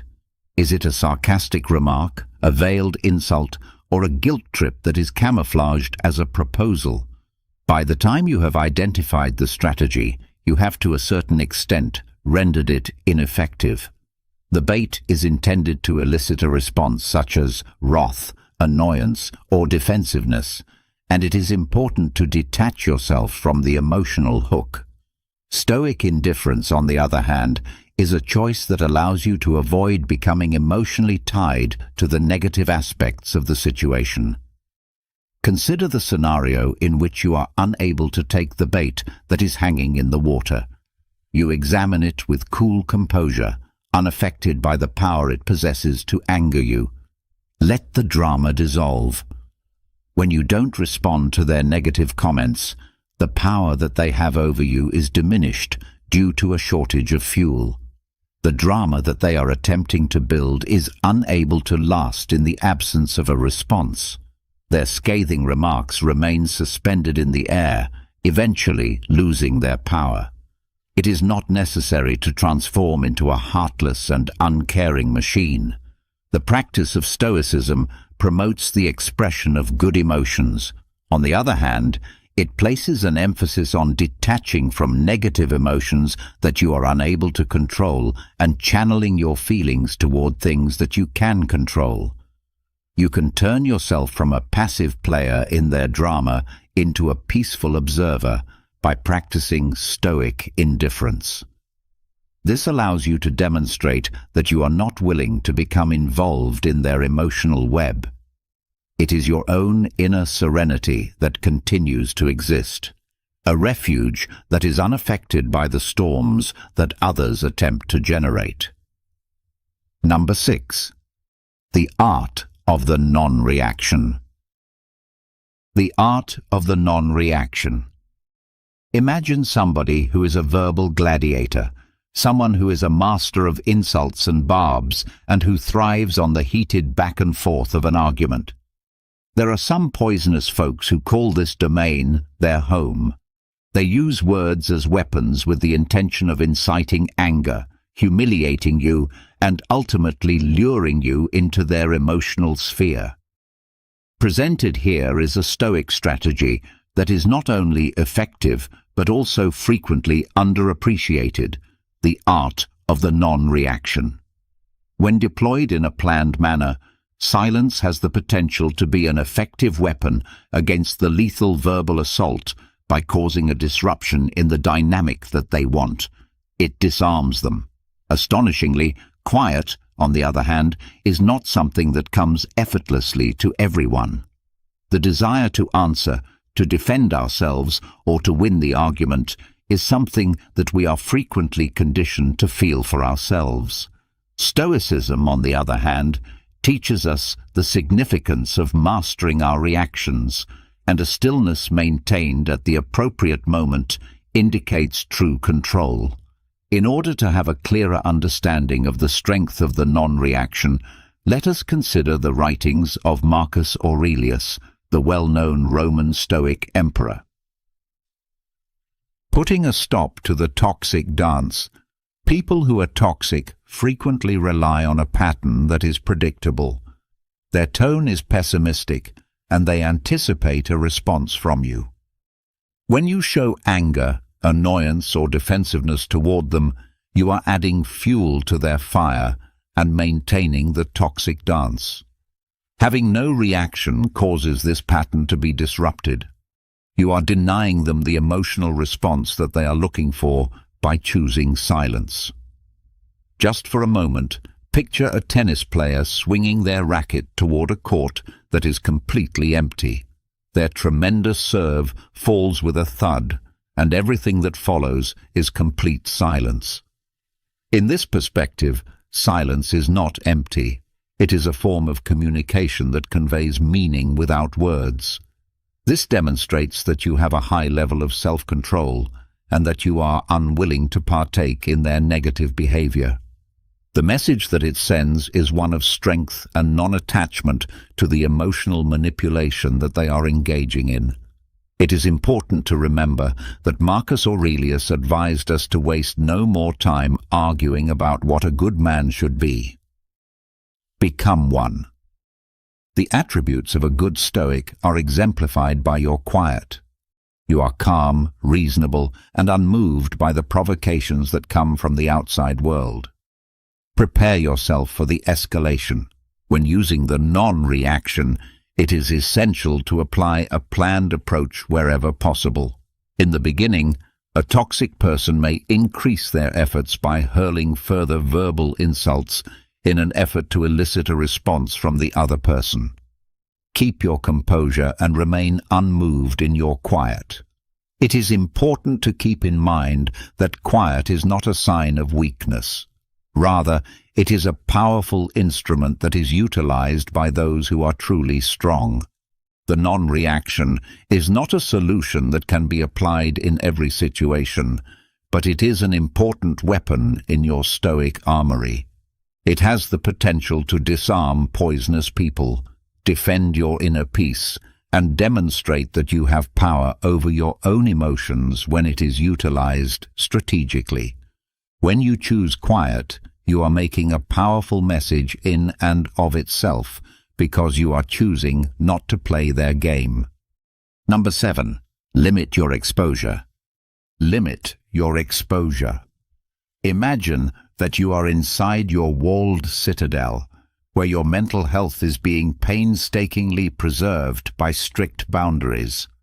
During the entire process, however, even the most sturdy walls are not able to totally protect you from dangers that come from the outside. Contaminated individuals, just like persistent intruders, may nevertheless make an effort to penetrate your safeguards. The Stoic idea of controlling what you can control comes into play at this point in the discussion for you. Although you are unable to control the actions of toxic people, you are able to manage the amount of time you spend with them. One of the first lines of defense in this method is to reduce the amount of time you spend interacting with people who are toxic when it is possible. Establish physical distance. Would you be able to completely avoid them? It is possible for you to reschedule a lunch engagement or to respectfully remove yourself from something that is being discussed. Keep in mind that this is not about being impolite, rather, it is about protecting oneself. In the same way that a Stoic leader would not send his forces into a conflict that was not essential, you should not subject yourself to negativity that is simply not necessary. Nevertheless, it is not always feasible to avoid something completely. On occasion, toxic people may be people who work with you, members of your family, or even close friends and acquaintances. In these kinds of circumstances, establishing emotional distance becomes absolutely necessary. This can be accomplished by the following strategies. Epictetus, a notable Stoic philosopher, tells us that happiness and freedom begin with a clear understanding of one another. This is a quote by Epictetus, which highlights the importance of mental detachment. Nevertheless, this does not imply that there is emotional involvement. You are able to comprehend the pessimism of another individual without allowing it to color your attitude. Exercise mental detachment by observing their conduct in an impartial manner, without allowing yourself to become emotionally invested in it. Cognitive reframing. Persons that are toxic to you will frequently attempt to control your feelings by using negativity. Cognitive reframing, a method that is greatly influenced by Stoic concepts, can be of great assistance in this situation. Transform their pessimism into an objective observation by reframing it. In the event that a co-worker is continually complaining, for instance, you may reframe the situation as they appear to be having a difficult day, rather than allowing their negativity to bring you down. Toxic people thrive on negativity. Thus, it is important to focus on the positive. Try not to give them the ability to take away your happiness. Make a concerted effort to concentrate on the positive aspects of your life, such as the personal interests you enjoy, the significant work you do, and the supporting friends you have. Allow yourself to be emotionally protected by these beneficial factors, a safe haven from the negative that they bring. There is no such thing as cowardice when it comes to limiting your exposure, both physically and emotionally. Protecting your inner peace and practicing self-care are both important. Stoics have a strong belief in the importance of leading a moral life and acting rationally. When you reduce the amount of time you spend interacting with negative people and situations, you make room for yourself to nurture a good and flourishing inner life. Imagine that your fortress is encircled by a large moat, which, in addition to being a physical barrier, also serves as an emotional barrier, protecting your peace from the advancing negativity of poisonous people. Number 8. Build your support system. Build your support system. Just for a moment, picture yourself serving as a guard at the entrance to your inner castle. Your walls have been strengthened with boundaries. You have perfected the art of non-reaction, and you have reduced the number of toxic people you are present with. However, in order to fully defend your position, even the most courageous warrior requires a powerful flank, which is a formation of trustworthy allies. Your support system is your Stoic phalanx, which is an essential component in ensuring that you maintain your inner serenity when you are engaged in the fight against negativity. The Stoics, especially notably philosophers such as Seneca, placed a strong emphasis on the significance of living a life that is in harmony with nature. These guiding principles are exemplified by a network of virtuous individuals who are supportive of you, who inspire you, and who share your fundamental beliefs. In difficult times, you may turn to them for support and guidance. They are the people who will listen to you, offer wise counsel, and offer unwavering encouragement. One way in which a robust support system might serve as a buffer against the negative influence of toxic individuals is as follows. In the process of dealing with toxic people, it can be emotionally draining to have a safe space for sharing. It is possible to create a secure environment in which to analyze your experiences and express your frustrations when you have trusted friends or family members to whom you can confide. Their comprehension and compassion can serve as a vital support system, serving as a reminder that you are not fighting this struggle alone. Toxic people frequently take away from your sense of self-worth, but they may also be a source of encouragement. An effective support system serves as a counterforce, providing you with encouragement and reminding you of your abilities and the value you bring to the world. Their faith in you has the power to strengthen your determination and rekindle the fire that burns inside you, particularly in situations where negativity threatens to extinguish it. Setting an example of virtue and positivity, the Stoics held the belief that it is important to surround oneself with persons who exemplify the characteristics that one wishes to cultivate. A network of virtuous individuals who are supportive of one another might serve as a positive role model. It is possible to learn and develop by seeing the strength, resilience, and optimistic outlook that they possess. This will help you increase your own capacity to gracefully manage negative situations. The process of constructing a solid network of support is one that never ends. In order to accomplish this, you will need to cultivate relationships that already exist and look for people who match your beliefs in order to cultivate this beautiful phalanx. Here are some ways to do so. Invest in quality time. Set aside time to have meaningful interactions with the people who are responsible for your support. You may build a sense of connection by sharing your experiences, listening to theirs, and sharing your own.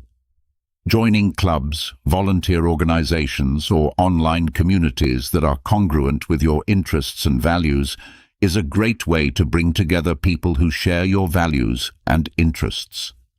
This place is filled with people who share your values and who can serve as a natural source of support and encouragement. It is important to remember that the power of showing gratitude to those who are supporting you can never be underestimated. Please express your gratitude to them for the great influence they have on your well-being, as well as for their presence in your life and their unflinching support. Through the cultivation of a robust Stoic phalanx, you may establish a formidable shield that protects you from the negativity that is caused by poisonous people. Strength, perspective, and a revitalized sense of optimism are all things that you acquire when you are surrounded by positive influences. Always keep in mind that even the most well-guarded fortress might benefit from a robust defense from the outside. Your support system, which consists of your trusty companions, transforms into your unyielding phalanx, guaranteeing that your inner serenity continues to possess a secure and protected sanctuary. Number 9. Prioritize self-care. Prioritize self-care. Making contact with toxic individuals is analogous to being confronted with an unrelenting assault in combat.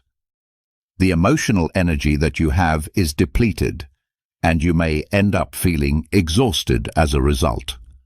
When it comes to protecting yourself against negativity, self-care becomes an essential component. Much as a Stoic warrior would make it a priority to tend to their wounds and sharpen their blade after a battle, your Stoic style of living should include self-care as a fundamental component. Include it in your daily routine and think of it as an investment in your mental well-being. Make it a priority alongside other vital chores and schedule it into your schedule. Your emotional reserves can be replenished, and your resistance to negativity can be strengthened through the following approaches of self-care. Participate in activities that bring you joy. Determine the activities that bring you actual delight and can help you relax. Exercises that are physical in nature, such as running or yoga, as well as artistic activities such as painting or writing, could fall under this category. You are able to de-stress, recharge your emotional batteries, and return to the world with newfound energy and perspective when you participate in these activities and immerse yourself in them. The Stoics engaged in awareness practices that were analogous to meditation. These practices were also known as meditation. Through the practice of meditation, you are able to calm your mind, disengage from negative thoughts, and create inner peace. When you make meditation a regular part of your self-care regimen, you give yourself a great tool to manage stress and negativity, whether it comes from yourself or from other people who are poisonous to you. Seek solace in nature. The Stoics placed a strong emphasis on living in agreement with the natural world. The act of spending time in natural settings, whether it be a walk in a park or a hike through the woods, has a significant influence on our overall health and happiness. If you want to alleviate stress, enhance your mood, and gain a sense of perspective that can help you fight the negativity that you experience from toxic people, then you should try to immerse yourself in the natural world as a type of preventative maintenance for your emotional well-being. You might think of self-care as practicing self-care. A person who is well-rested and centered is in a far better position to deal with negative emotions. In the same way that a Stoic warrior would make sure their armor was sturdy and their sword was sharp, you may nurture your emotional resilience by engaging in self-care techniques. Listen to the signals your body sends you. Continuous communication is taking place between you and your body. Observe the symptoms of exhaustion, tension, or emotional depletion, and pay attention to them. To make self-care a priority, you shouldn't wait until you are utterly exhausted before doing so. Incorporate healthy eating, make sure you get enough sleep, and take breaks throughout the day. The basis for your emotional resilience is laid by these routines, which may appear to be straightforward. In the same way that you established boundaries with people who are poisonous to you, you should also establish boundaries around the time you spend on self-care. Denying requests that might interfere with your time to relax, or setting aside certain times throughout the day to engage in activities that promote self-care, are examples of ways to accomplish this. Always keep in mind that putting your own well-being first is not an act of selfishness. Rather, it is necessary for preserving your emotional resilience.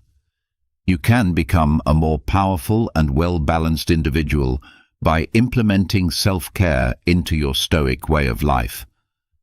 A Stoic warrior would be prepared to meet any adversary, and you approach obstacles with a better perspective and emotional fortitude, much like a Stoic warrior would. It is important to keep in mind that having a full emotional battery enables you to more effectively deflect negativity and radiate positivity, so establishing a formidable shield against the toxic people in your circle of existence. Number 10. Remember, it's not about you. Remember, it's not about you. Picture yourself with a dark cloud looming over you, spewing out negativity and obscuring your view of the outside world. When you're working with toxic people, you will frequently encounter situations like this. They create a poisonous environment by projecting their own worries, insecurities, and issues onto those around them, which results in people being affected negatively. The concept of prohairesis, which is rooted in Stoic philosophy, serves as a formidable defense mechanism in this context. We are encouraged to view ourselves as intelligent observers who are standing outside of the emotional tornado. Through the use of the phrase prohairesis, which is utilized by Stoic philosophers, we become impartial analyzers of the issue, separating ourselves from the negative aspects of the scenario and concentrating on the rational aspects. When interacting with toxic people, it is essential to maintain this level of detachment because the insults and negativity they express are rarely directed at the individual. Rather, they are reflections of the individual's own inner issues. You can navigate the toxicity of toxic people by utilizing Stoic detachment in the following ways. In order to divert attention away from their own inadequacies, toxic people frequently resort to blaming others, criticizing others, and being negative. You are able to discern this projection for what it is by applying the prohairesis. Distancing yourself from the emotional undercurrent will allow you to observe their conduct in an impartial manner, much like a scientist would while investigating a phenomenon. You are able to comprehend that their negativity is a product of their own internal landscape and not a reflection of you or your worth. When you have the ability to detach yourself from the situation for a moment, their behavior is not a reflection of your character. Rather, it is a symptom of themselves and the problems they are experiencing. Take, for example, the dark cloud. Although it may throw a shadow, it has nothing to do with the ground that it momentarily obscures. The sky above still has the sun blazing brightly. Epictetus, a major Stoic philosopher, tells us that it is not that we have a short time to live, but that we waste a lot of it. This highlights the need of focusing on your Stoic path. The length of our lives is sufficient, and a considerable quantity has been bestowed upon us for the most important reasons, provided that we are able to make the most of it correctly. If you want to avoid wasting your valuable time and energy, you should avoid getting involved with the negative energy of toxic people. Maintain your emotional distance, make it a priority to look after your own health, and keep moving forward on the Stoic path that will lead you to a life filled with virtue and calm. It is not the same thing as apathy to be detached. While it is possible to show compassion for their troubles, it is not necessary for you to become a victim of the emotional storms that they are experiencing. You can protect your inner calm and emotional well-being by practicing Stoic detachment, which requires you to change yourself from a passive target into a centered observer. It is important to keep in mind that the sun is still shining brilliantly above the mountains of clouds. Number 11. Don't try to fix them. Don't try to fix them. The desire to mend, to heal, and to engage in the role of a therapist can be powerful, particularly when you are confronted with a person you care about who engages in behaviors that are harmful to others. On the other hand, in the sphere of Stoicism, this road frequently results in frustration and a depletion of one's own emotional reserves. When it comes to cultivating transformation, toxic individuals, like plants that are suffocated by weeds, require their own willpower and work. This transition cannot be compelled by any means, for the following reasons. Stoicism places a greater emphasis on concentrating on what you are able to control, which is your own reactions and interactions, rather than making an effort to change a toxic person. The onus of accountability for the actions of a toxic person is entirely on the individual himself or herself. It is necessary for them to make the deliberate decision to address their negative emotions and look for a way to achieve virtue. Trying to take on this responsibility for them will only result in an unhealthy dynamic and will hinder them from taking responsibility for the problems they are experiencing. One of the fundamental principles of Stoicism is the acceptance of things that are beyond one's ability to control. This includes things like the actions of other people, the circumstances of the outer world, and the ever-changing conditions of existence. The negativity that is exhibited by a poisonous person is a perfect example of this category. Because you have come to terms with this fact, you have liberated yourself from the fruitless effort to alter them. Imagine that your inner tranquility is a blooming garden. This is the focus of your Stoic garden. The toxic people in your life, with their negative attitude, are like weeds that threaten to suffocate the growth that you have painstakingly cultivated. You are wasting your time and effort by attempting to uproot them in the garden of another person. Put your attention on things that are important to you, such as establishing positive connections, tending to your virtues, and engaging in self-care practices. The Stoic philosophy, on the other hand, places a high importance on assisting others in achieving virtue.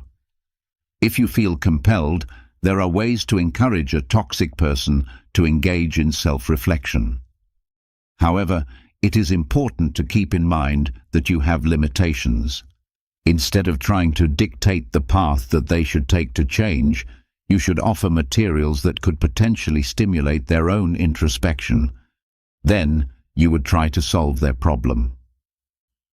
A book on good communication, a recommendation for a therapist, or even just a kind suggestion to evaluate the consequences of their actions could be included in this, depending on the circumstances. You can have the most significant influence on others by demonstrating Stoic principles in your own life.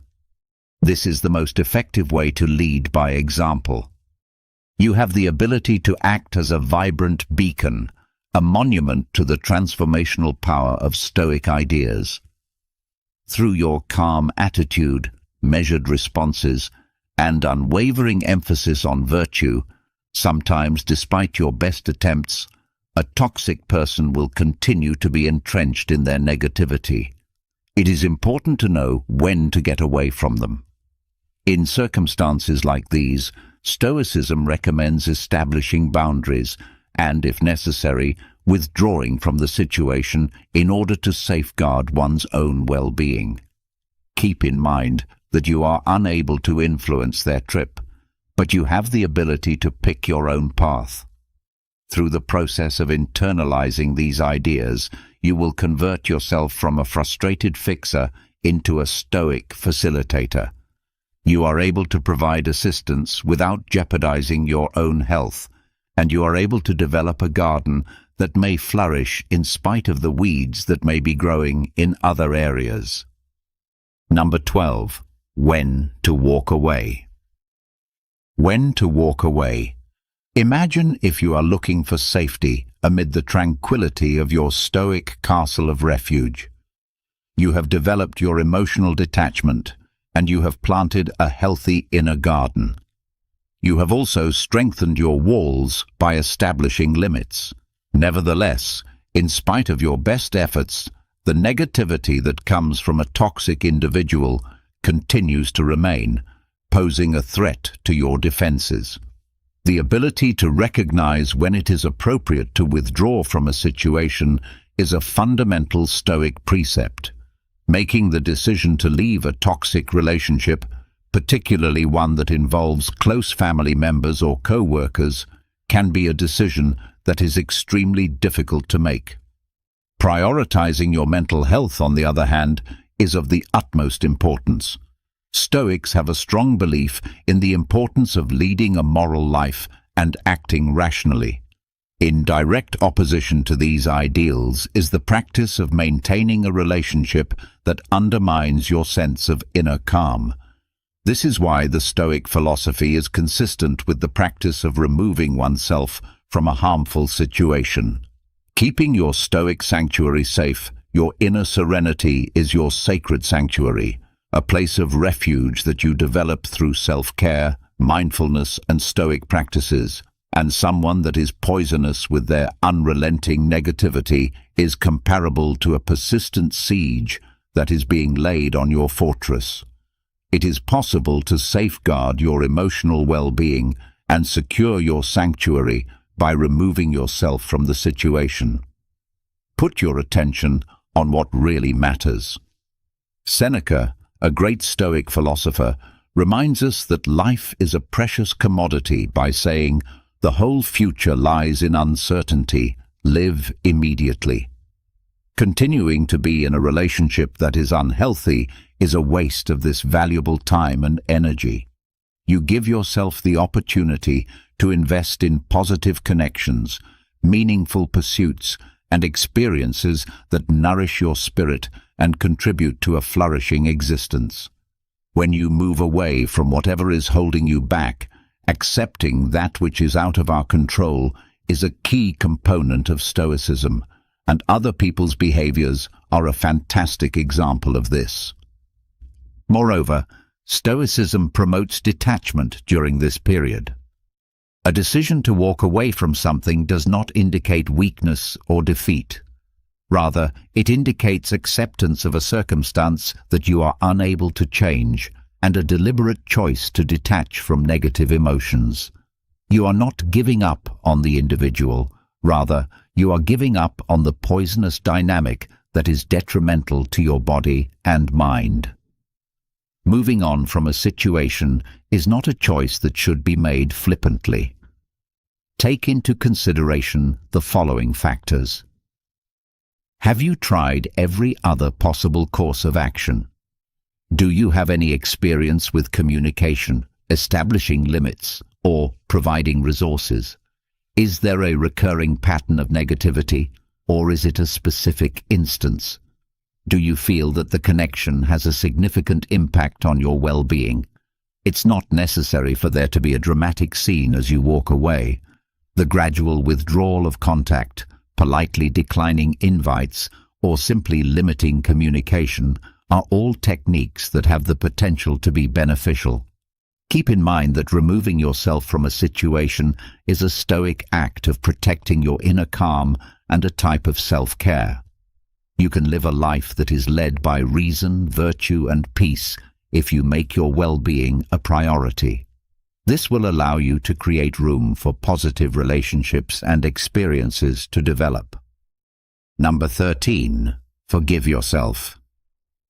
Forgive yourself. Consider the following scenario.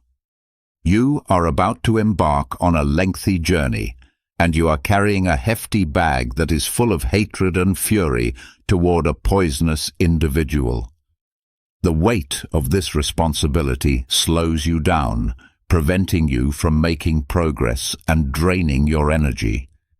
Within the Stoic framework, forgiveness is defined as the process of releasing one's emotional baggage, not for the sake of the other person, but for one's own sake. The Stoics placed a strong emphasis on the significance of accepting things that are beyond our ability to control, with the actions of other people serving as a notable example. The act of harboring hate and resentment toward a person who creates a toxic environment falls clearly inside this category. Remaining steadfast in these unfavorable feelings will only cause you harm, contaminating your present and casting doubt on your future. Stoic principles equip you with the ability to forgive yourself and free yourself from the load of negativity in the following ways. Concentrate on your inner landscape. The Stoics held the belief that the actual source of power is the ability to govern one's own ideas and actions rather than the acts of others or the events that occur in the outside world. In order to recover control of your inner landscape and make room for serenity and emotional well-being, you must first forgive yourself and then let go of any animosity you may continue to harbor. Forgiveness, in the Stoic understanding, does not involve condoning the behavior of the poisonous person. Rather, it is about accepting the behavior of the toxic person, acknowledging what has occurred, coming to terms with the fact that it is beyond your control, and making the decision to move forward with a lighter heart. These are all important steps. The famous Stoic emperor Marcus Aurelius tells us that you have power over your mind. You do not have power over events that occur outside of yourself. Make this a reality, and you will discover your strength. Your ability to forgive gives you the ability to reclaim this power. Finding a way to break the cycle of negativity. Resentment is a prison that one has created for oneself.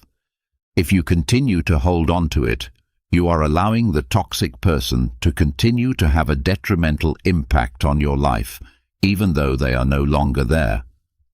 A break in this cycle can be achieved by forgiving yourself, which will release you from the emotional shackles of the past. The process of forgiving oneself does not take place overnight. In order to foster forgiveness, here are some ways to do so. Recognize your feelings. The first thing you need to do is recognize the feelings of anger, hurt, or resentment that you are experiencing. When these feelings are repressed, it just serves to slow down the healing process. Practicing self-compassion entails treating oneself with the same empathy and consideration that you would provide to a friend experiencing a similar situation. Not only are you a victim of their negativity, but you are also a victim of their behavior. Make an effort to evaluate the event in an objective manner. Was the toxic individual acting maliciously, or were there other things at play that contributed to the situation? Transforming your point of view can help cultivate empathy and understanding, which in turn can pave the road for forgiveness. A gift is something that you offer to yourself, and forgiveness is a gift. You may make room for emotional healing, progress, and a life that is more rewarding by letting go of the burden of negativity. Imagine that you are going on your journey, your backpack lighter and your heart lighter, and that you are prepared to accept the adventures that are still to come with a renewed sense of strength and tranquility. You have the ability to convert yourself from a passive victim of toxic people into a resilient warrior of your inner peace by applying these 13 methods that are inspired by Stoic philosophical thought. Keep in mind that a life that is devoid of negativity is a life that is worth fighting for. It's easy for many men to fall into the trap of constantly chasing women. What begins as the pursuit of romance can quickly evolve into an exhausting and at times even desperate endeavor. But what if there's a more balanced and fulfilling way to approach relationships? What if happiness and peace could be found without tirelessly pursuing someone's affection? This search for clarity and emotional maturity brings us to the enduring wisdom of Stoicism, a philosophy that can teach us how to remain composed, gain insight, and build relationships rooted in respect and stability. Stoicism, an ancient philosophy originating in Greece, offers a thoughtful approach to life grounded in reason, virtue, and self-mastery. Its teachings have endured through centuries because they speak to the human experience in profound ways, including the realm of relationships. In this discussion, we will reflect on the teachings of Marcus Aurelius, one of the most celebrated Stoic philosophers, and discover how his wisdom can shift your perspective on women, love, and what it means to pursue a meaningful life. To understand why constantly chasing women might not be the wisest approach, we must first examine the psychological forces behind this behavior. Many men are driven to pursue women due to cultural conditioning, evolutionary impulses, or personal feelings of inadequacy. Society often praises the image of the tireless suitor, the relentless man who stops at nothing to win the heart of the one he desires. This romantic ideal can pressure men into feeling as though they must always prove their worth through grand gestures, persistent pursuit, or even manipulation. Yet, Stoicism invites us to pause, reflect, and consider the deeper consequences of such actions. Marcus Aurelius, the Roman emperor and devoted Stoic, offered numerous insights on the nature of desire and the human tendency to chase what lies beyond our control. In his Meditations he writes, "Despise not death, but welcome it, for nature wills it like all else." Applied to the context of romantic pursuit, this teaching serves as a reminder to accept the natural flow of life, rather than trying to force outcomes. When we pursue others from a place of desperation, we often encounter emotional fatigue, strained interactions, and a growing sense of dissatisfaction. Within the Stoic framework, the ultimate goal isn't the acquisition of external things, such as romantic partners, but rather the development of inner fortitude and peace. By focusing on what lies within our control, we are able to find contentment and joy that isn't dependent on external validation. Stoicism encourages us to turn inward, to stop trying to change others or manipulate circumstances, and instead work on transforming ourselves. Marcus Aurelius, a paragon of Stoic discipline, provides invaluable guidance for this inward journey. He famously wrote, "Waste no more time arguing about what a good man should be. Be one." When applied to relationships, this insight challenges us to embody the virtues we admire rather than seeking to shape someone else into our ideal. Instead of exhausting yourself chasing after women, commit to becoming a man of character, someone who lives with purpose, strength, and integrity.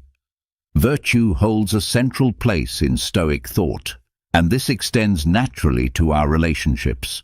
A life of virtue means living in harmony with reason and moral principles.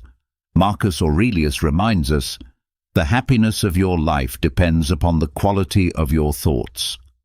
This wisdom is especially poignant when it comes to love and connection.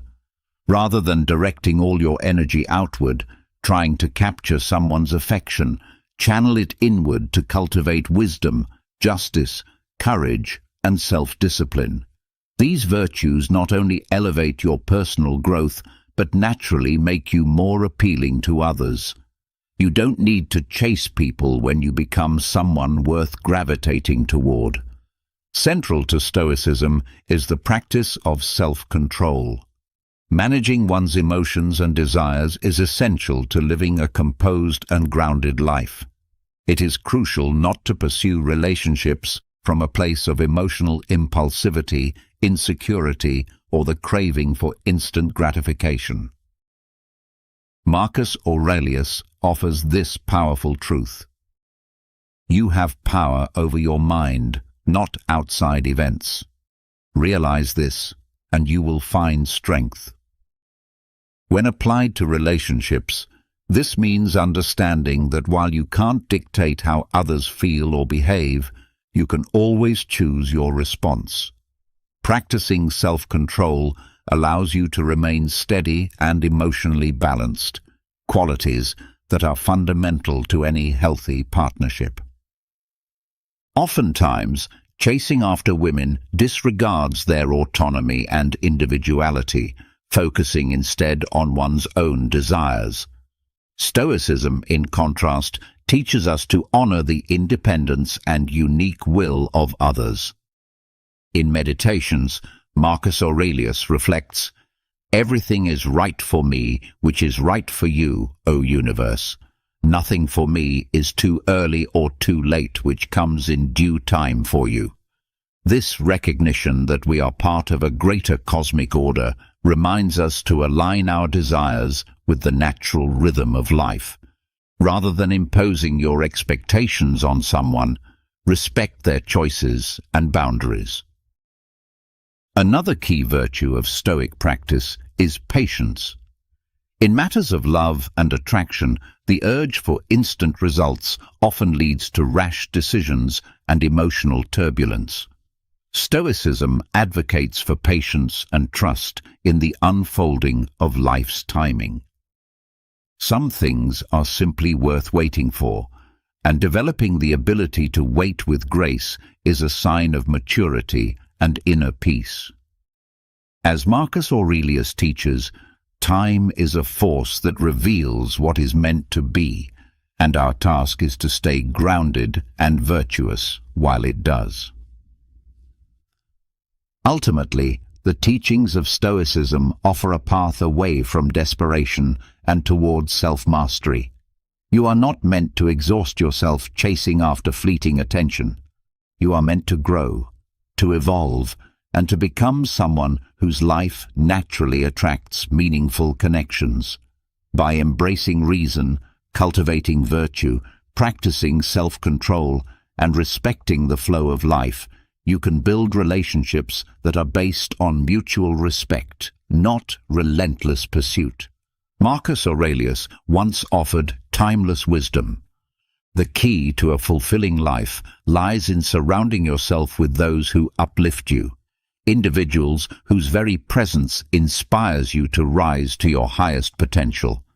Instead of impulsively chasing romantic pursuits, it is wiser to be patient and allow time to reveal whether there is genuine compatibility and emotional connection. Rejection is an inevitable and often painful part of dating and relationships.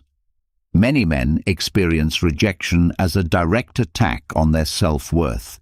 reacting with anger, sadness, or frustration. However, Stoicism provides a different lens through which to view this experience. Marcus Aurelius taught, "Reject your sense of injury, and the injury itself disappears." This principle encourages a transformation in mindset. Rather than interpreting rejection as a personal failure or an assault on your value, consider it a vital opportunity for growth and self-understanding. Rejection does not determine your intrinsic worth. It is simply a natural rhythm in the larger symphony of life's experiences. A core tenet of Stoicism is the value of perspective, maintaining rationality and emotional balance in the face of both success and adversity. In relationships, this means not tying your happiness to the success or failure of romantic pursuits. Marcus Aurelius reminded us, "When you arise in the morning, think of what a precious privilege it is to be alive, to breathe, to think, to enjoy, to love." This outlook invites you to see life itself as a gift, encouraging you to find contentment in the present moment and the relationships you already have, rather than seeking fulfillment through relentless pursuit of others. True and lasting connections are built not through pursuit, but through authenticity and mutual respect. Stoicism urges us to focus on meaningful interactions. Rather than chasing romantic interests, devote yourself to forming genuine, deep relationships. Marcus Aurelius said, "Waste no more time arguing about what a good man should be. Be one." Within the context of relationships, this means showing up as your most authentic self. When you strive to live virtuously and sincerely, you naturally attract those who value and appreciate you for who you truly are. Stoic philosophy places great emphasis on the power of inner contentment. Happiness, according to this worldview, is not found in external circumstances, but within your own mind. Marcus Aurelius observed, "Very little is needed to make a happy life. It is all within yourself, in your way of thinking." Applying this to relationships reveals a profound truth. Chasing others in the hope of finding happiness is a futile endeavor. Lasting contentment arises from cultivating gratitude, practicing acceptance, and finding peace within yourself. One of the central ideas in Stoicism is freedom from attachment to external outcomes.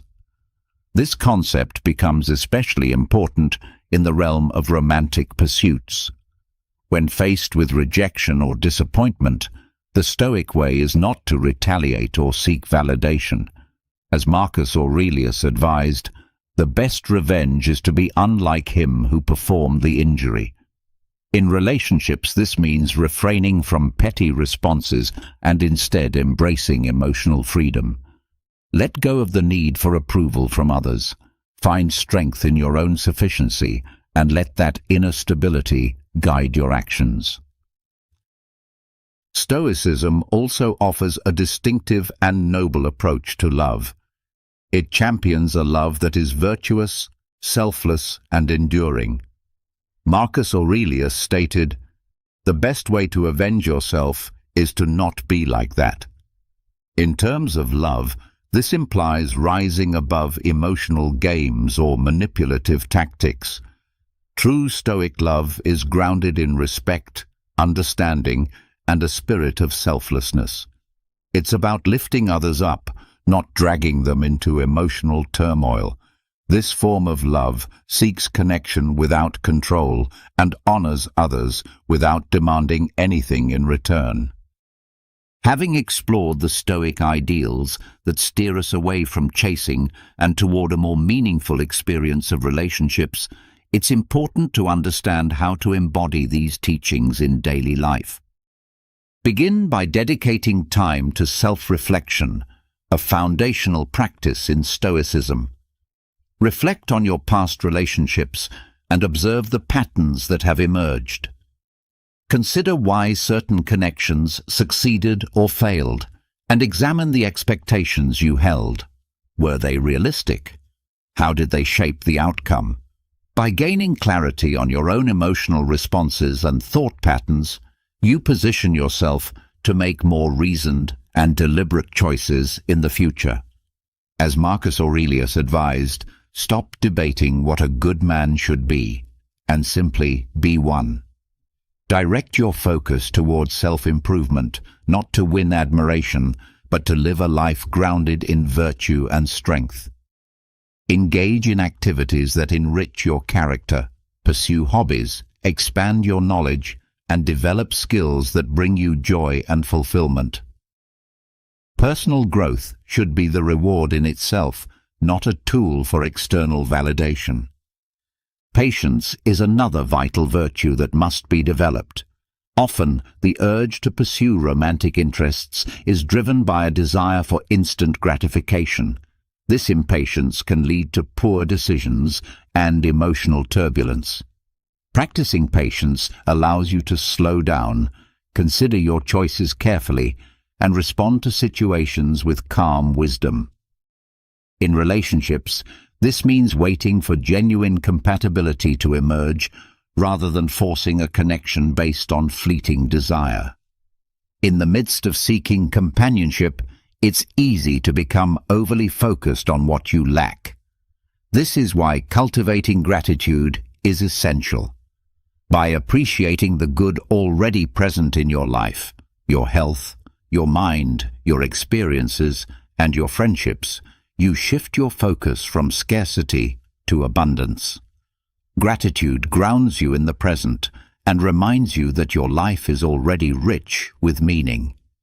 This shift in mindset transforms your approach to relationships, enabling you to engage with others from a place of fullness rather than need. Through self-reflection, self-improvement, patience, and gratitude, Stoicism offers a powerful framework for transforming your experience of love and relationships. Rather than chasing women or seeking fulfillment outside yourself, you begin to understand that the most meaningful connections are built from a foundation of inner strength, clarity, and authenticity. Cultivating gratitude is essential when it comes to relationships, especially in the pursuit of women.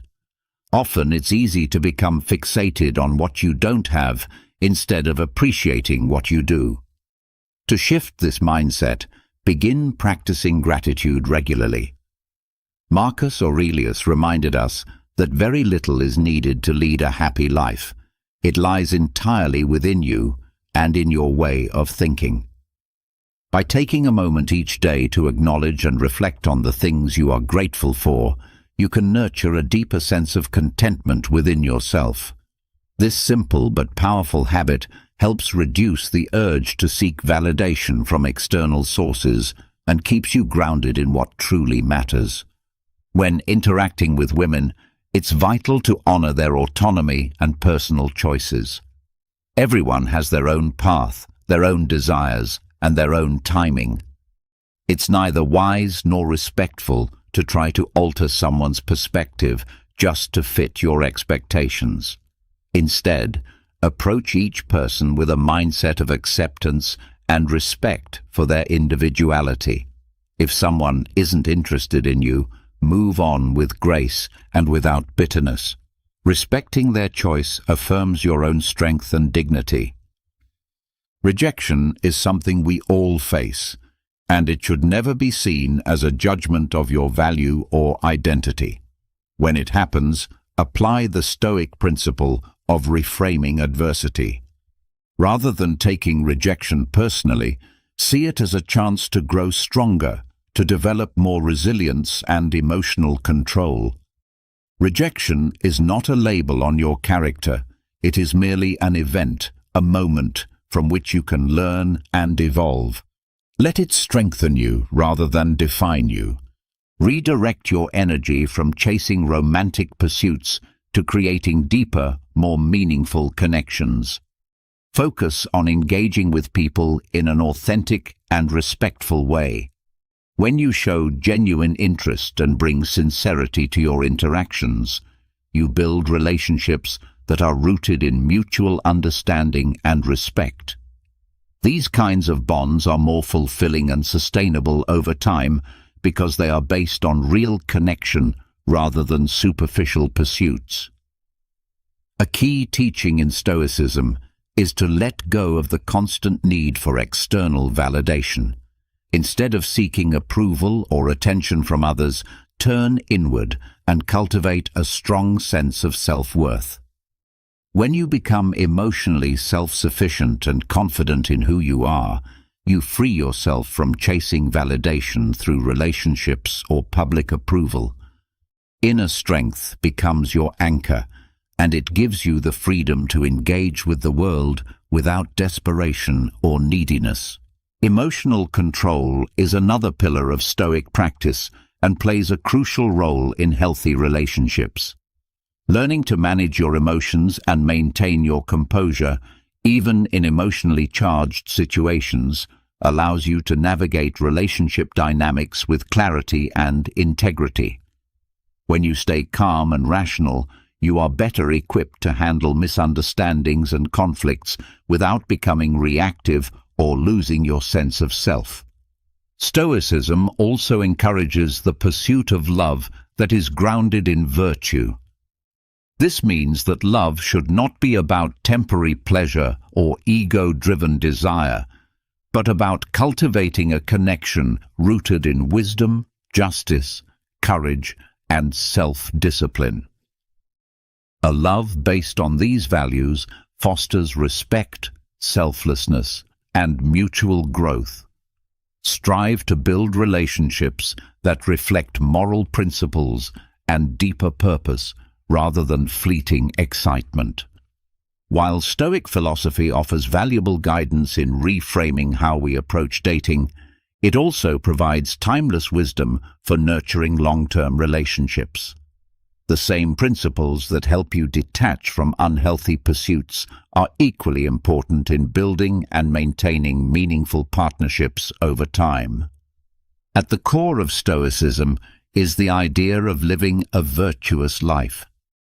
To apply this in a committed relationship, let your thoughts, actions, and choices be shaped by wisdom, justice, courage, and self-discipline.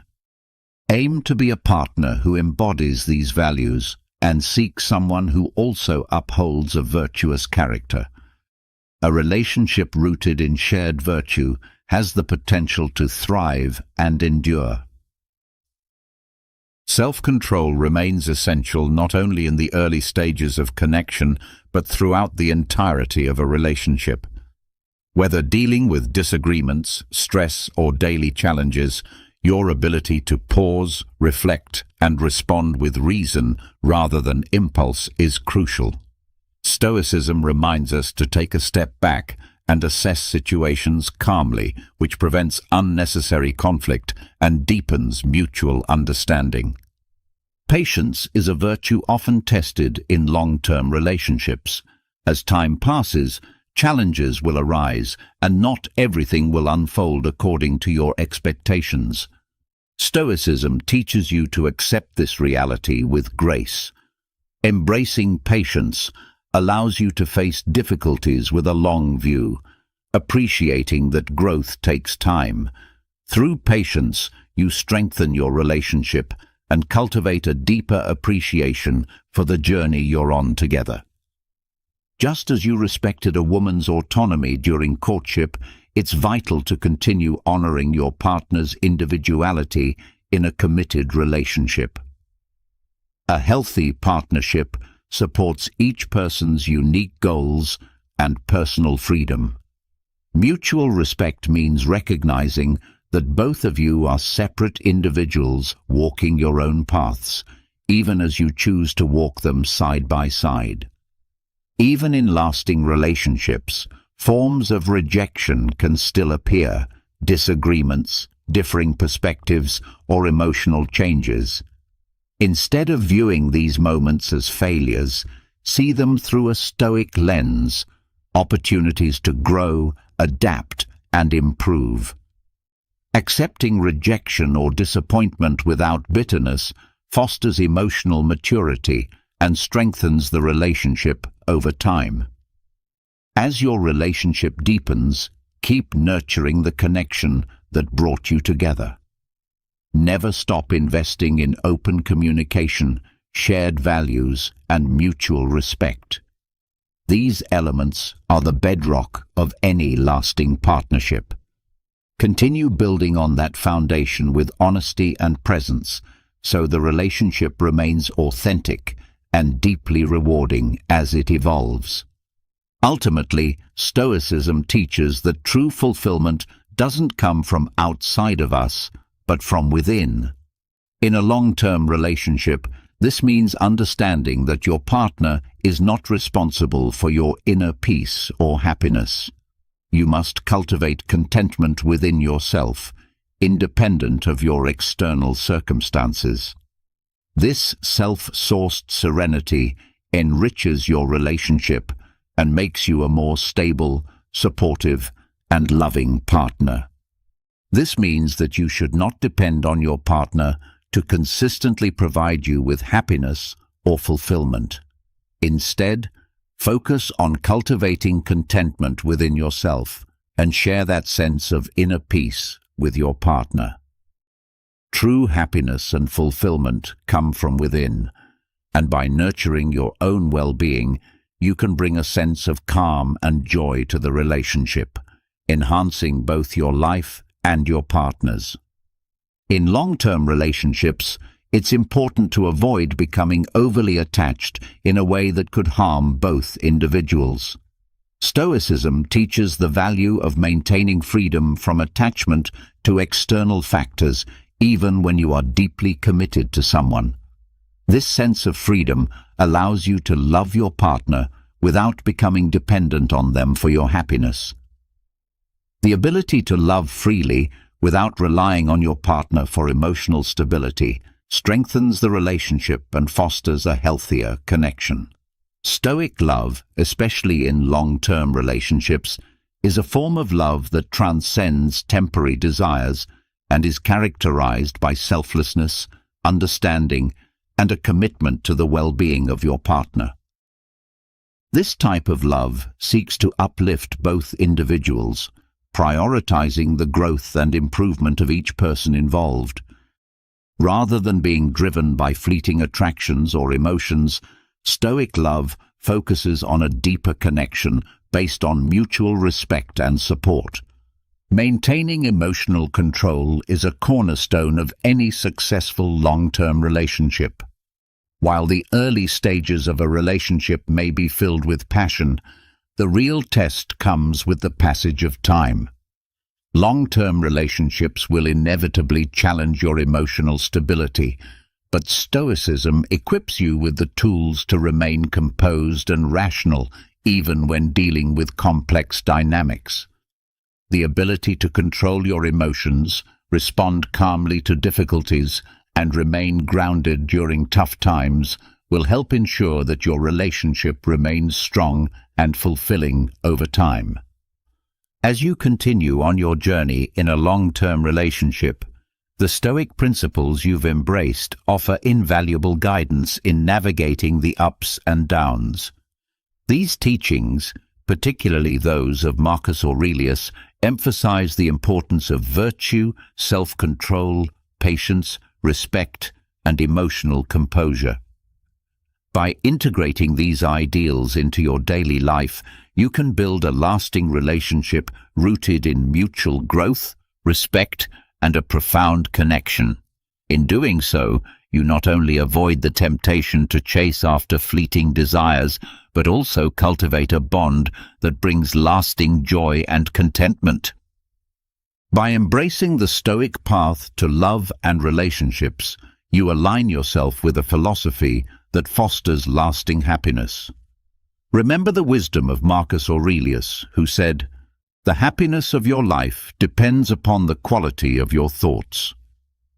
By applying these Stoic teachings, you can nurture a fulfilling, enduring, and virtuous long-term relationship, one where happiness is found within yourself and shared harmoniously with your partner.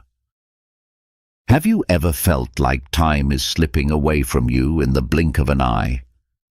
But what if I told you it's not just time passing you by? What if some of your everyday routines, those habits you believe are harmless, are quietly chipping away at your youth and energy? Many of these so-called small habits are silently aging both your body and mind without your awareness. Yes, I'm referring to those overlooked details in your daily life that seem insignificant. You might think everything is under control, but in reality, they're gradually wearing you down.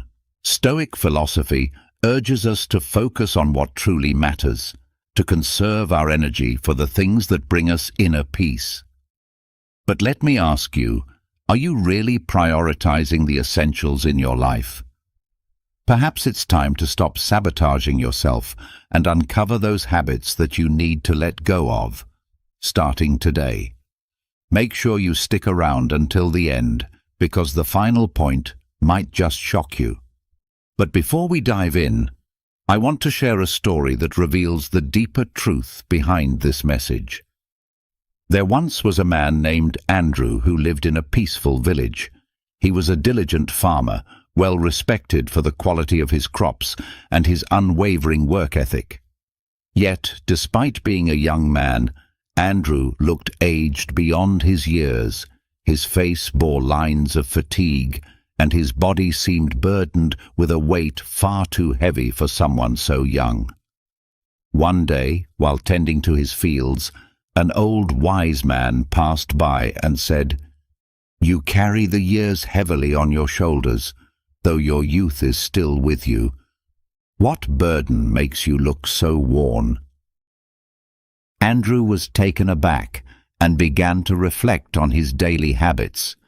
He realized that he rarely paused to rest, that he often skipped meals or ate hastily without real nourishment. He barely drank enough water, and he hardly slept.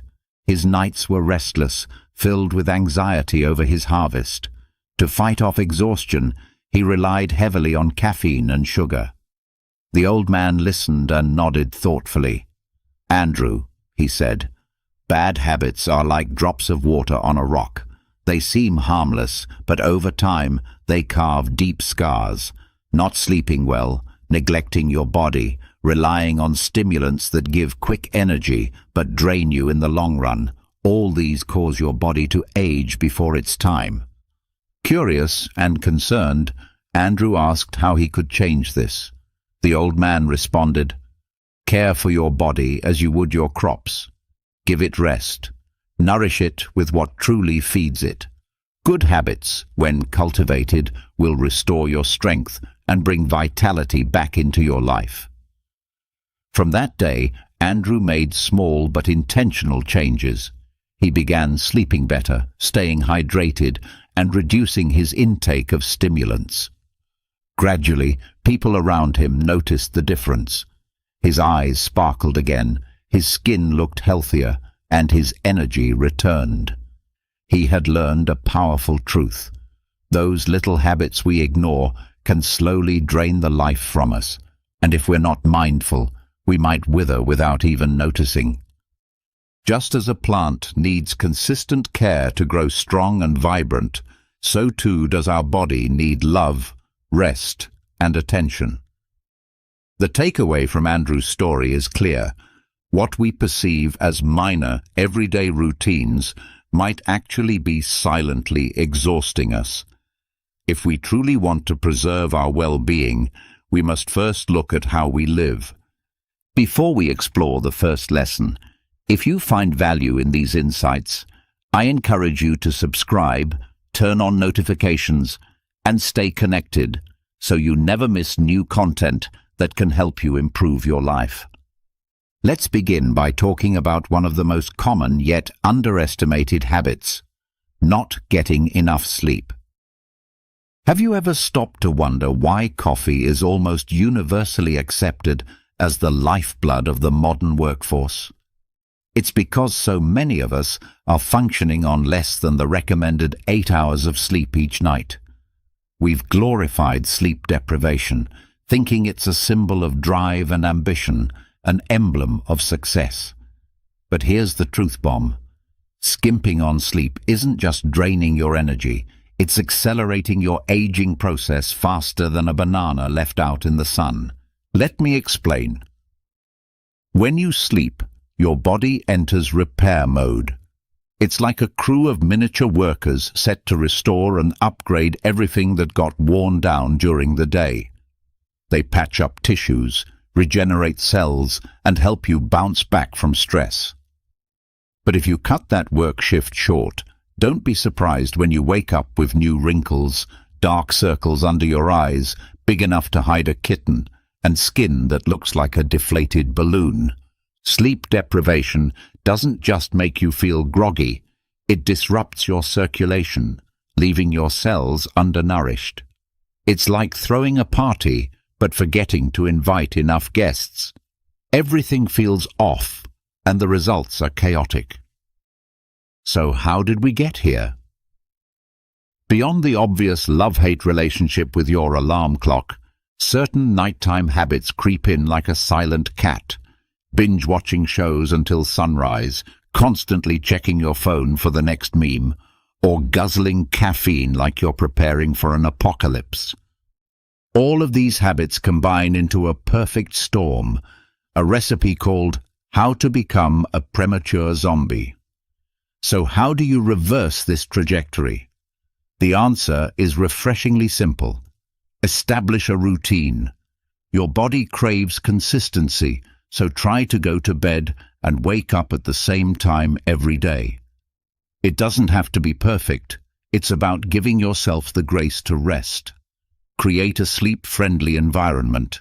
Embrace the darkness, draw the curtains, turn off the lights. Use earplugs or an eye mask if needed. Your bedroom should be a sanctuary of calm, not a three-ring circus. And don't forget that bright screen glaring back at you. Put your phone away at least an hour before bed. Trust me, the world will survive a few hours without your social media updates. Instead, wind down with a good book or a short meditation. Stoic philosophy reminds us to seek calm amid the storm, so bring that wisdom into your nights. You'll soon feel the difference, and next time you feel smug about pulling another all-nighter, remember your body is filing a complaint. You're fast-tracking the aging process. Care for yourself, because in this one precious life, there is no reset button. And if all else fails, remember this. True wisdom isn't measured in hours worked, but in the quality of your rest. Honor your need for sleep, and your body will reward you. Now let's move on to something just as impactful: daily stress. Have you ever felt like a circus performer juggling too many things at once? Your job, your family, your responsibilities. That's what stress feels like in modern life. It's become as normal as the scent of coffee in the morning or late-night phone notifications. But here's what most people don't realize. Stress doesn't just weigh on your mind. It etches itself into your skin, aging you faster than you think. Let's talk about stress hormones: cortisol, epinephrine, and adrenaline. These are the emergency responders in your body designed to help you in times of crisis. But like those friends who mean well but overstay their welcome, they become toxic if they hang around too long. While they help regulate blood pressure and immune response, excessive cortisol also breaks down your skin's elasticity, leaving your face looking tired and worn, like you haven't slept in a week. But don't worry, I'm not here to scare you. Daily stress doesn't just stem from big dramatic events. Often it's found in those subtle choices we make. Skipping your workout because the couch looks too inviting, eating a tub of ice cream every time something goes wrong. These are the sneaky habits that add up over time and take a toll on your body and mind. So, what's the antidote?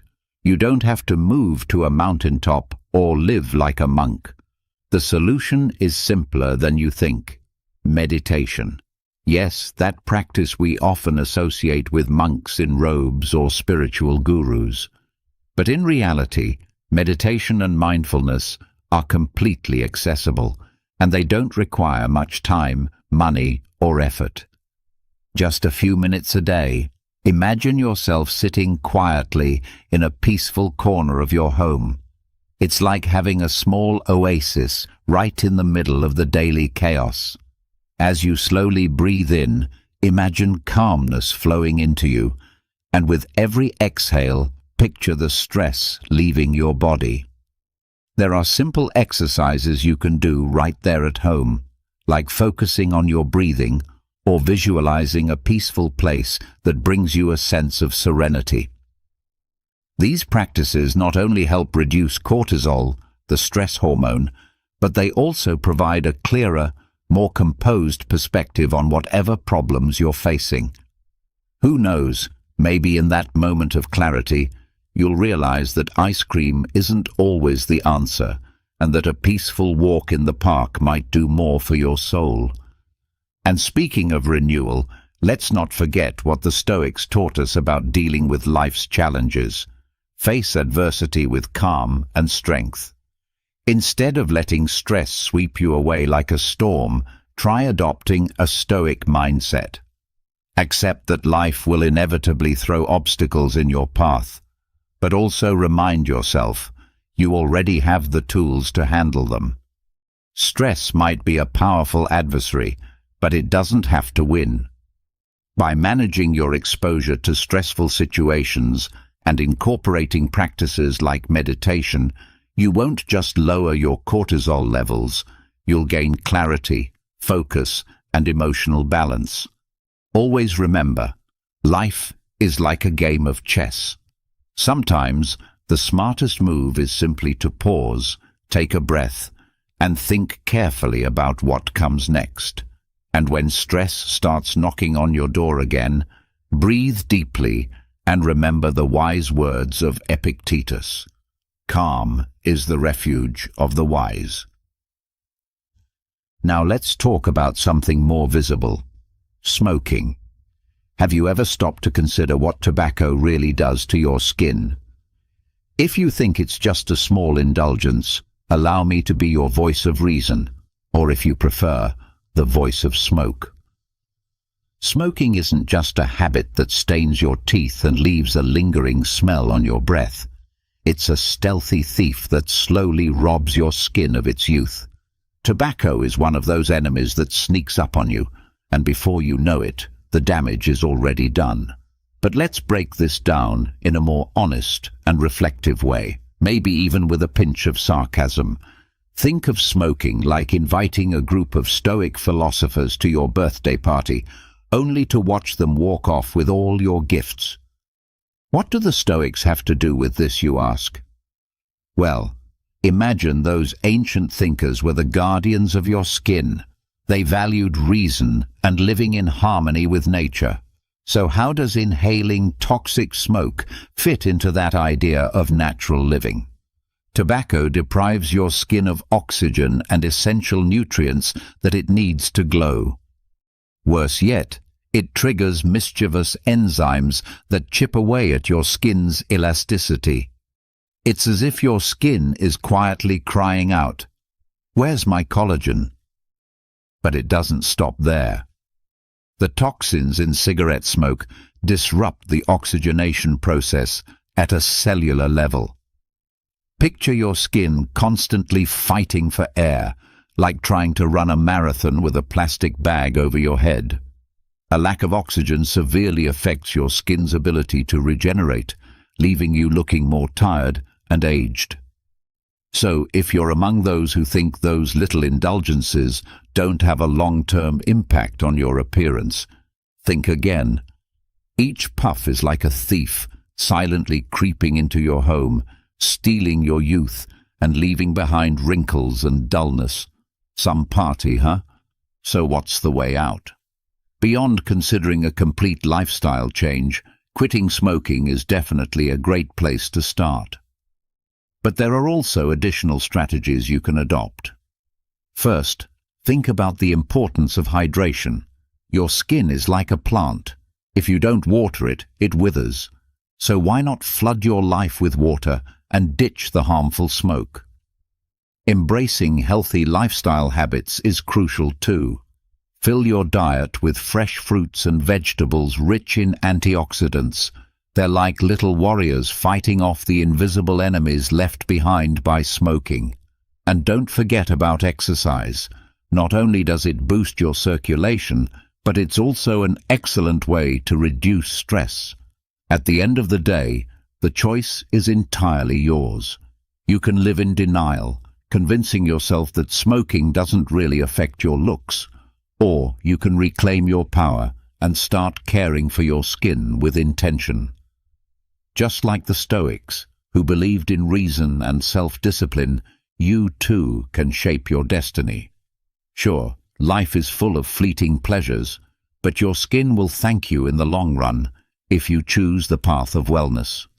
As Brian Tracy wisely said, youth may be a gift from nature, but aging gracefully is a true work of art. Speaking of things that age us, let's talk about water, or rather, the lack of it. When was the last time you looked in the mirror? If it's been a while, you might be in for a surprise that looks like something straight out of a horror flick. Yes, your skin might not be the vibrant, glowing masterpiece it once was. And why? Because you're probably not drinking enough water. Come on, let's be honest. Drinking a couple of liters of water a day isn't exactly climbing Everest. But somehow, in the hustle of modern life, it often feels like we don't even have time to fill a glass. And yet, hydration is about so much more than just quenching thirst. Think of your skin again as a plant. Water it well, and it blooms. Let it dry out, and it withers. When you neglect water, your skin becomes dull and rough. You're not just hurting your appearance, you're also building up toxins like a walking, talking landfill. According to experts, men should aim for around 2.5 liters of water a day. That's about 11 cups, like you're preparing for some hydration championship. Women need about 2 liters, or roughly 8 cups, to maintain balance. But let's be real. Most of us don't even come close to those numbers. Life gets in the way. Work, social media, the endless streaming of your favorite series, all these distractions leave us wandering through life dehydrated, like a human desert. Fixing this isn't as hard as it sounds. Make hydration a habit. Carry a water bottle with you everywhere and think of it as your most loyal companion, always whispering, "Hey, don't forget about me." Tie your water intake to specific parts of your day. Drink a glass every time you sit down to work or after you complete a task. This way, hydration becomes a part of your rhythm, not just something you remember when your throat gets dry. If plain water feels dull, spice it up with a few slices of lemon, cucumber, or mint. Suddenly, your boring drink turns into something worthy of a high-end spa, right in your kitchen. And yes, this is where Stoic philosophy makes another entrance. It may sound odd to bring up ancient thinkers in a conversation about water, but hear me out. The Stoics taught us to focus on what we can control and let go of what we cannot. If you can't change the dullness in your skin overnight, you can at least make the conscious choice to drink more water today. It's a small step, but one that carries great impact. In the end, ignoring hydration may seem harmless, but it's one of those tiny habits that lead you directly down the path of premature aging. If you care about your skin and your health overall, drinking enough water should be non-negotiable. Think of your body as a sacred space. Like any temple, it requires regular care. Let me leave you with a little reflection. Life, my friend, is like water. If you don't care for it, it vanishes before you even realize it's gone. And now, let's dive into another sneaky culprit: caffeine. That magical potion we cling to in the morning as if it were divine nectar, turning us from grumpy zombies into functioning humans. But have you ever really asked yourself if caffeine is your loyal ally or your secret saboteur? Let's face it, what starts as a harmless ritual can quickly spiral into a jittery dependence that leaves you wired, anxious, and crashing by midday. If you've ever questioned whether caffeine is lifting you up or dragging you down, this one's for you. Think of yourself as a high-performance sports car speeding down the highway. Coffee might be the fuel that powers you, but pour in too much and you're bound to crash. Stoicism teaches us the importance of moderation and self-control, and nowhere is that more relevant than in our daily caffeine habits. In moderate doses, caffeine isn't the enemy. It has antioxidants, and a couple of cups a day can even improve your concentration. But everything has a limit. Experts suggest sticking to no more than 2 caffeinated drinks per day. And if you're a fan of coffee, organic green tea, or black tea, you're in luck. Those are among the healthiest choices. But what happens if you ignore those guidelines? That's when the chaos kicks in. Caffeine overstimulates your nervous system like a hamster sprinting endlessly on a wheel. Your heart races, your mind becomes restless, and suddenly anxiety crashes the party like an unwanted guest. But don't worry, this isn't the end of your story. There are ways to escape the trap, and they begin with awareness, balance, and making wiser, more intentional choices. First, set a firm boundary. 2 cups, no more. Think of it as if you were a Stoic, someone who chooses to forego temporary indulgence in favor of long-term well-being. If it feels like coffee has become your constant companion, it might be time for a serious self-reflection. Also, remember the golden 6-hour rule. Avoid consuming caffeine within 6 hours of your bedtime. It's a simple yet powerful guideline. Often, what your body really craves isn't another cup of coffee, but a refreshing walk outside, a quiet moment with a good book, or even a few minutes of meditation. These practices can help restore your calm and ease the anxiety that caffeine can sometimes bring. And if you find yourself caught in the endless loop of caffeine dependence, consider replacing some of your drinks with caffeine-free alternatives. Initially, you may feel like you're parting ways with a trusted old friend. But just like the old saying reminds us, sometimes letting go is the only way to move forward. Caffeine can be your ally or your downfall, depending on how wisely you choose to use it. Learning to consume it in moderation will allow you to enjoy its advantages without suffering the consequences. As the Stoics taught, balance is essential.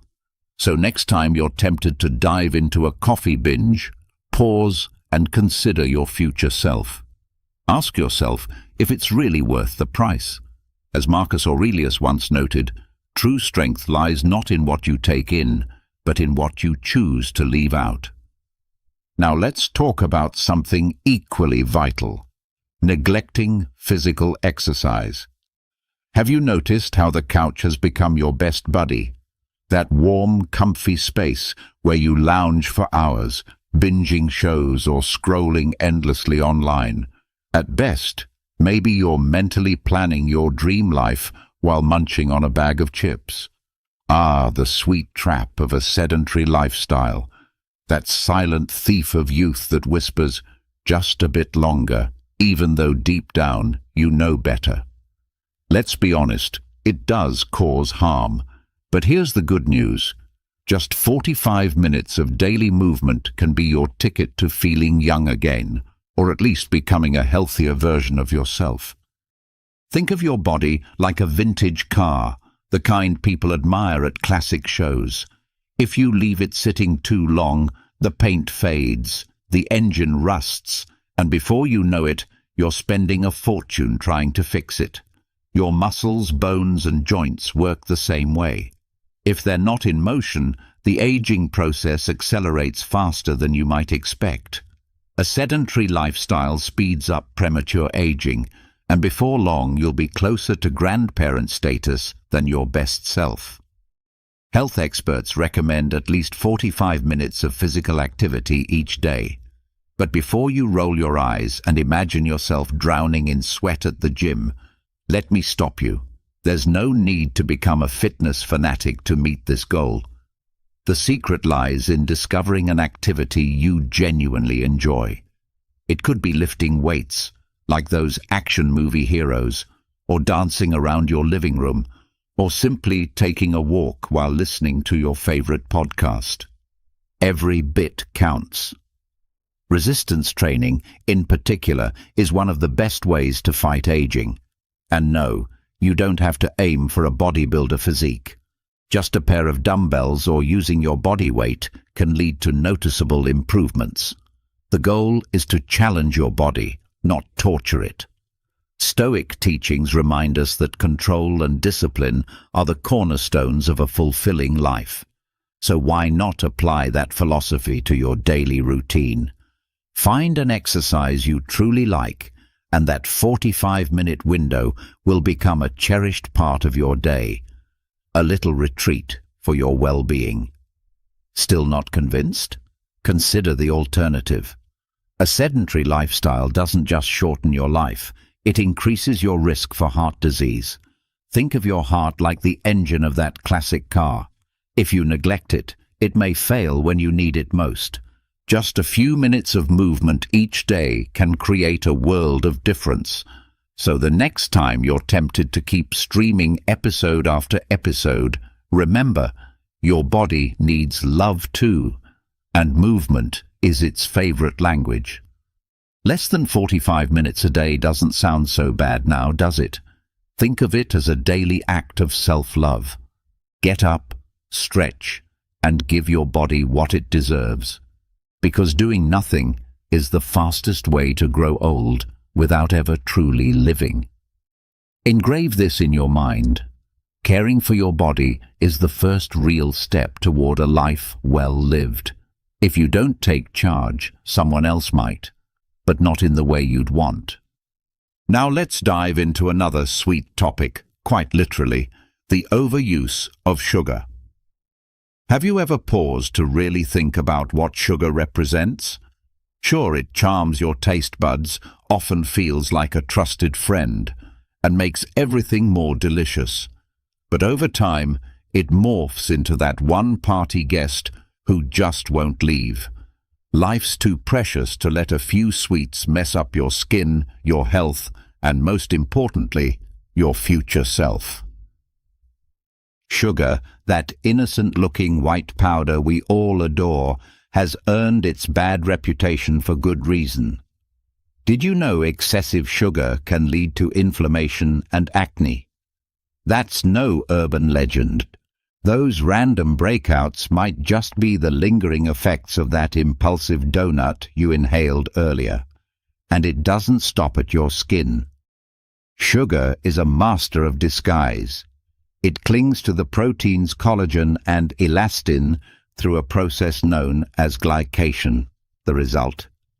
Your skin becomes less elastic, and yes, that means wrinkles. Happy early birthday. But if you think that's the worst of it, think again. Sugar is one of the primary culprits behind high cholesterol and cardiovascular disease. If you thought cholesterol was just medical jargon doctors toss around to scare you, it's time for a reality check. Excess sugar doesn't just mess with your appearance, it endangers your heart, that tireless muscle responsible for pumping both blood and emotions throughout your body. Now, don't get me wrong. I'm not here to guilt-trip you over every slice of cake you've enjoyed over the years. Instead, let's focus on practical steps. Cutting back on sugar in your coffee or soft drinks is a great start. But beware, sugar is sneaky. It lurks in countless processed foods, from sauces to snacks, hiding behind names like sucrose, fructose, and syrup. It's like a culinary ninja, quietly plotting your downfall. So, what can you do? First, become a food detective. Start reading labels and learn where sugar is hiding in plain sight. Take stock of your pantry and say goodbye to products that bring nothing but an overdose of sweetness. Try switching to natural alternatives like stevia or coconut sugar. Your skin and your heart will thank you. Embrace the wisdom of the Stoics and ask yourself what you truly need versus what's just a passing craving. Moderation is the secret weapon.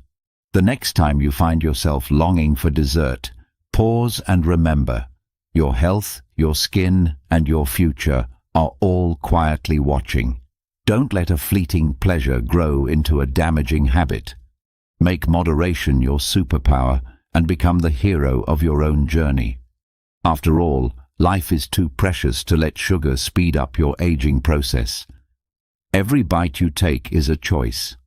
Choose the path of wisdom, resilience, and well-being. Now let's talk about something often overlooked, but incredibly powerful: not smiling enough. Have you noticed those days when your smile feels like it's on a silent retreat, having vanished without a trace or explanation? That's not just a mood thing. It could be silently taking a toll on your physical well-being. You heard that right.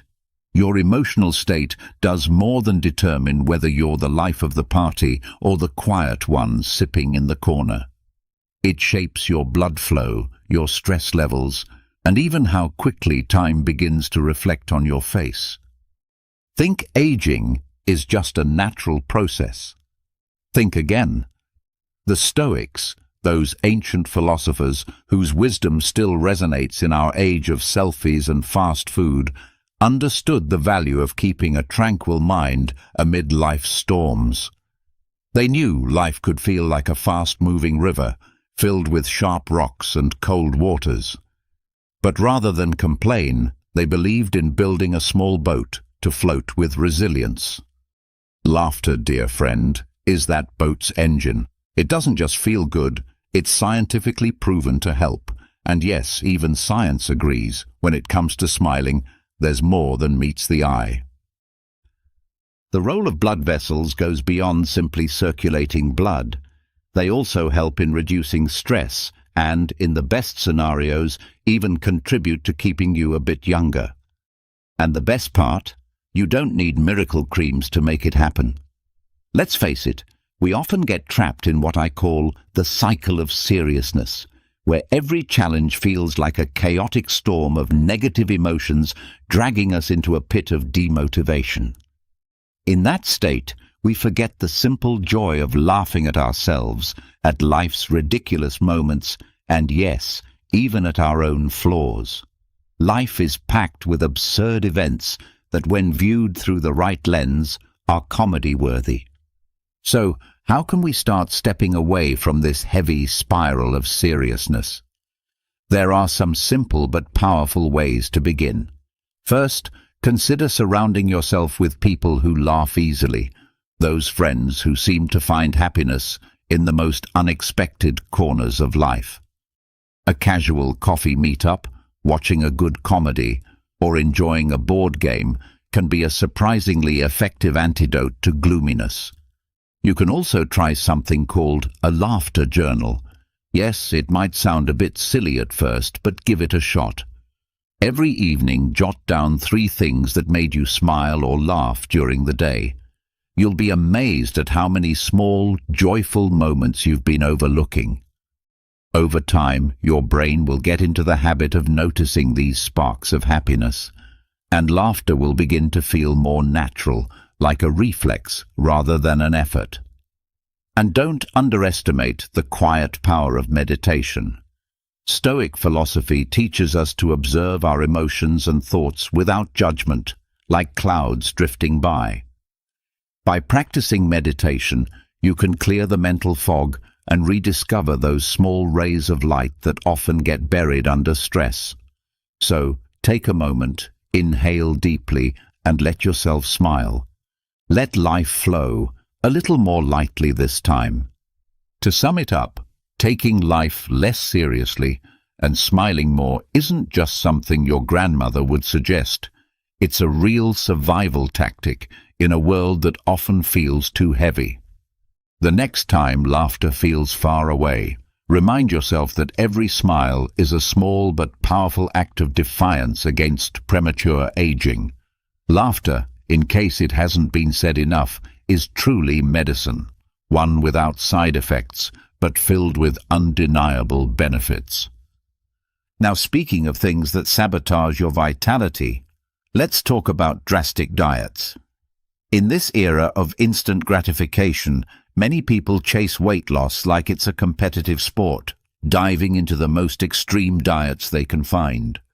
You know the type, the ones that promise miraculous results in record time, treating your body like a fixer-upper project that can be reshaped on demand. But what happens when these extreme restrictions start pushing you to your limits? That's when it's time to pause and ask yourself what self-care really means. Perhaps it's time to give a nod to the Stoics, who knew the value of balance and moderation. Picture this. You commit to such an intense diet that even the most hardened Stoic warriors would raise an eyebrow. Fasting on and off, swearing off entire food groups, treating nutrients like forbidden relics. Sounds like a heroic health plan, right? Meanwhile, your mind is fantasizing about becoming the next social media transformation star, but your body is quietly screaming for help. The truth is, extreme dieting sends your system into panic mode, and not the kind that's amusing when you see dramatic before and after photos. It's the kind that can fast-forward your biological clock, leaving you looking older than you feel. Let's break it down.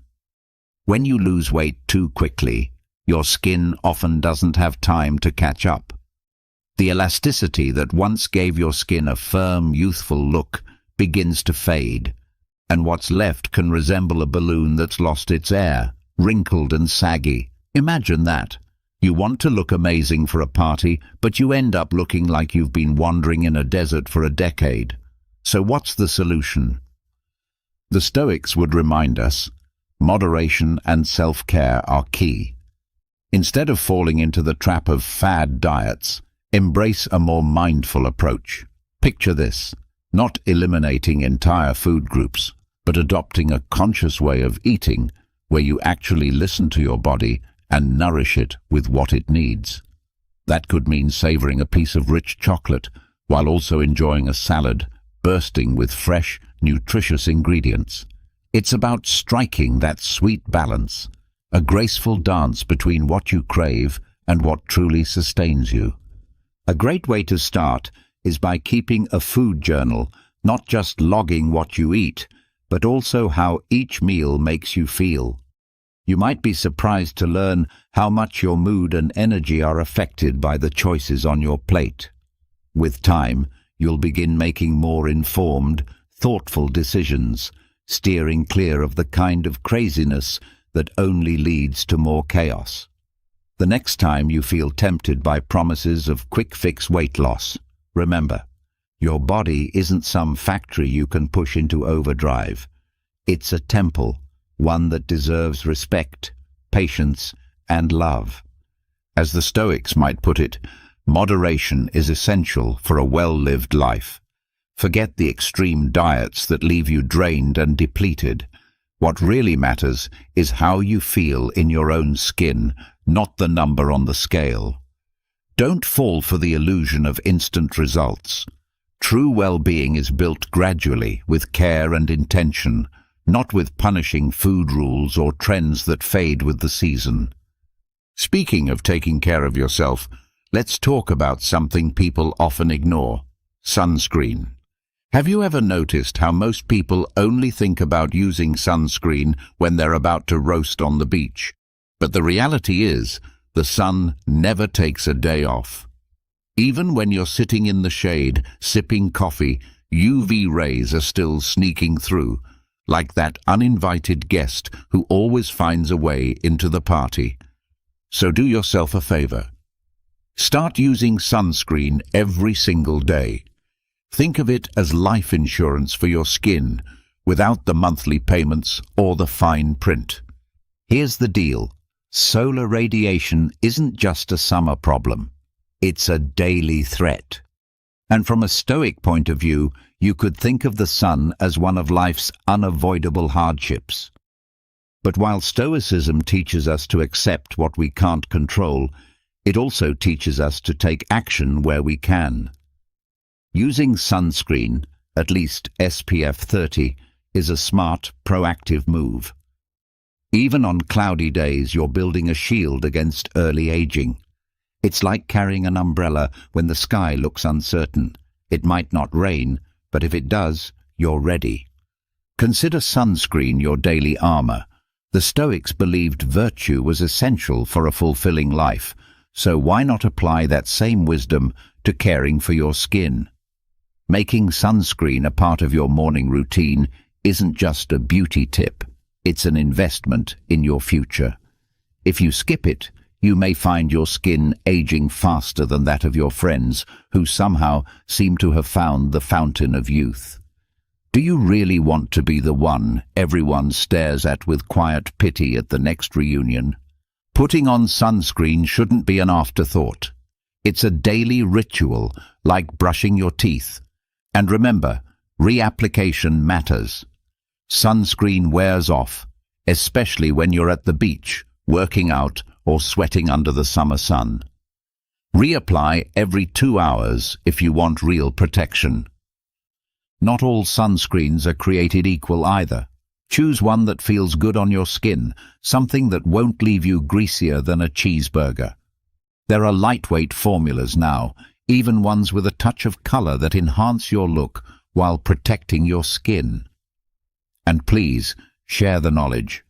Talk to your family and friends about the importance of daily sunscreen. You might just save someone from future regret or wrinkles.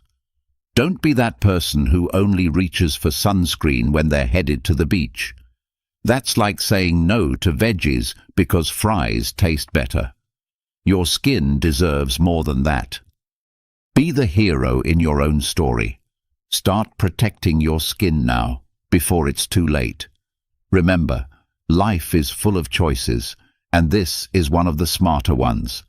As any Hollywood icon would say, your skin is your first outfit, so protect it, and do it with flair.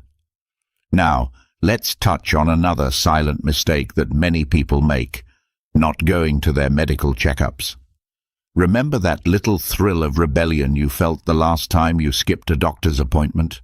As if avoiding it somehow gave you control over the system, as if not showing up for that routine visit made you free from all the medical jargon, the cryptic lab reports, and the eternally cheerful nurse who always smiles like she's in a competition. But here's the truth. That so-called freedom might actually be a gilded cage. It feels nice for a while, but it's still a trap. At the end of the day, medical checkups isn't just another tedious task to cross off your list. It's often a life-saving act that far too many people overlook. According to recent university research conducted this very year, routine checkups can help detect illnesses or health issues in up to 90% of individuals. Yes, 90%.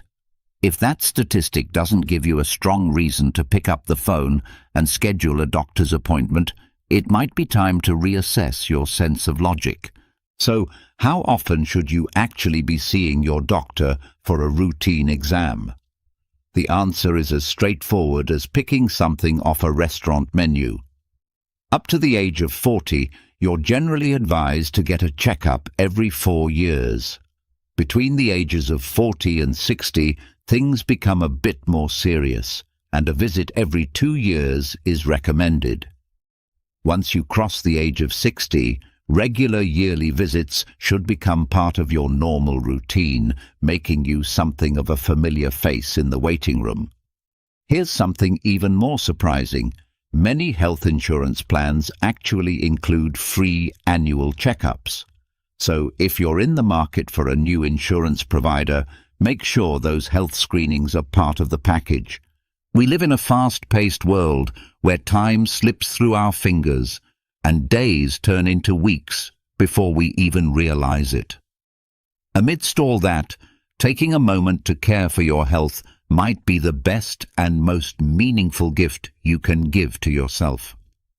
Let's talk about the small, often unnoticed habits that are silently speeding up your aging process faster than a banana left out in the sun. Modern life bombards us with temptations: fast food, non-stop stress, sleepless nights, and that late-night Netflix binge that feels like it'll never end. Every time you skip a routine medical exam, it's like giving a free meal to the beast called negligence. The truth is, some of the most harmful habits are the ones that creep in so subtly you hardly notice them. Smoking just one cigarette, skipping breakfast here and there, or reaching for snacks instead of meals. Then one day, you find yourself Googling mysterious symptoms, and spoiler alert, that rabbit hole never ends well. But don't worry, all is not lost. There are ways to shift direction, to start reclaiming control. Begin by adding small yet powerful habits into your daily rhythm. Maybe it's going for a 30-minute walk, enjoying a nutritious breakfast, or taking 5 minutes to simply breathe and meditate. Over time, these minor shifts can lead to major improvements in your physical health and mental clarity. They also train you to listen more closely to what your body is telling you, so that when it's time for your next checkup, you'll approach it with confidence, not dread or guilt. Life doesn't hit the pause button, and neither should you. Ignoring your checkups is like hoping it won't rain just because you don't want to get wet. But storms will come whether we like it or not. Don't let the daily grind dull your awareness. Take care of yourself the same way you so attentively care for your online presence. Health isn't just about not being sick. It's a full-spectrum sense of wellness, and sometimes the best way to measure it is through those regular appointments with your doctor. So, next time you're tempted to skip that follow-up or ignore that reminder call, remember what the Stoics taught us. True wisdom lies in foreseeing what may come and preparing for it in advance. Nelson Mandela once said that health is the first step toward achieving success, and he couldn't have been more right. So don't neglect that essential part of your journey. Make sure to check in on your health from time to time. If you've made it this far, I want to hear from you. Drop a comment that says, "Health is the most precious asset." I'd love to hear your positive stories and how staying on top of your health has changed your life. Don't forget to subscribe, hit that notification bell, and comment to help others find this kind of content. It keeps us motivated to create more value-packed videos for people like you. Be sure to watch the last 2 videos we've recommended, and from the bottom of my heart, thank you for your time and your support. I'll see you in our next adventure.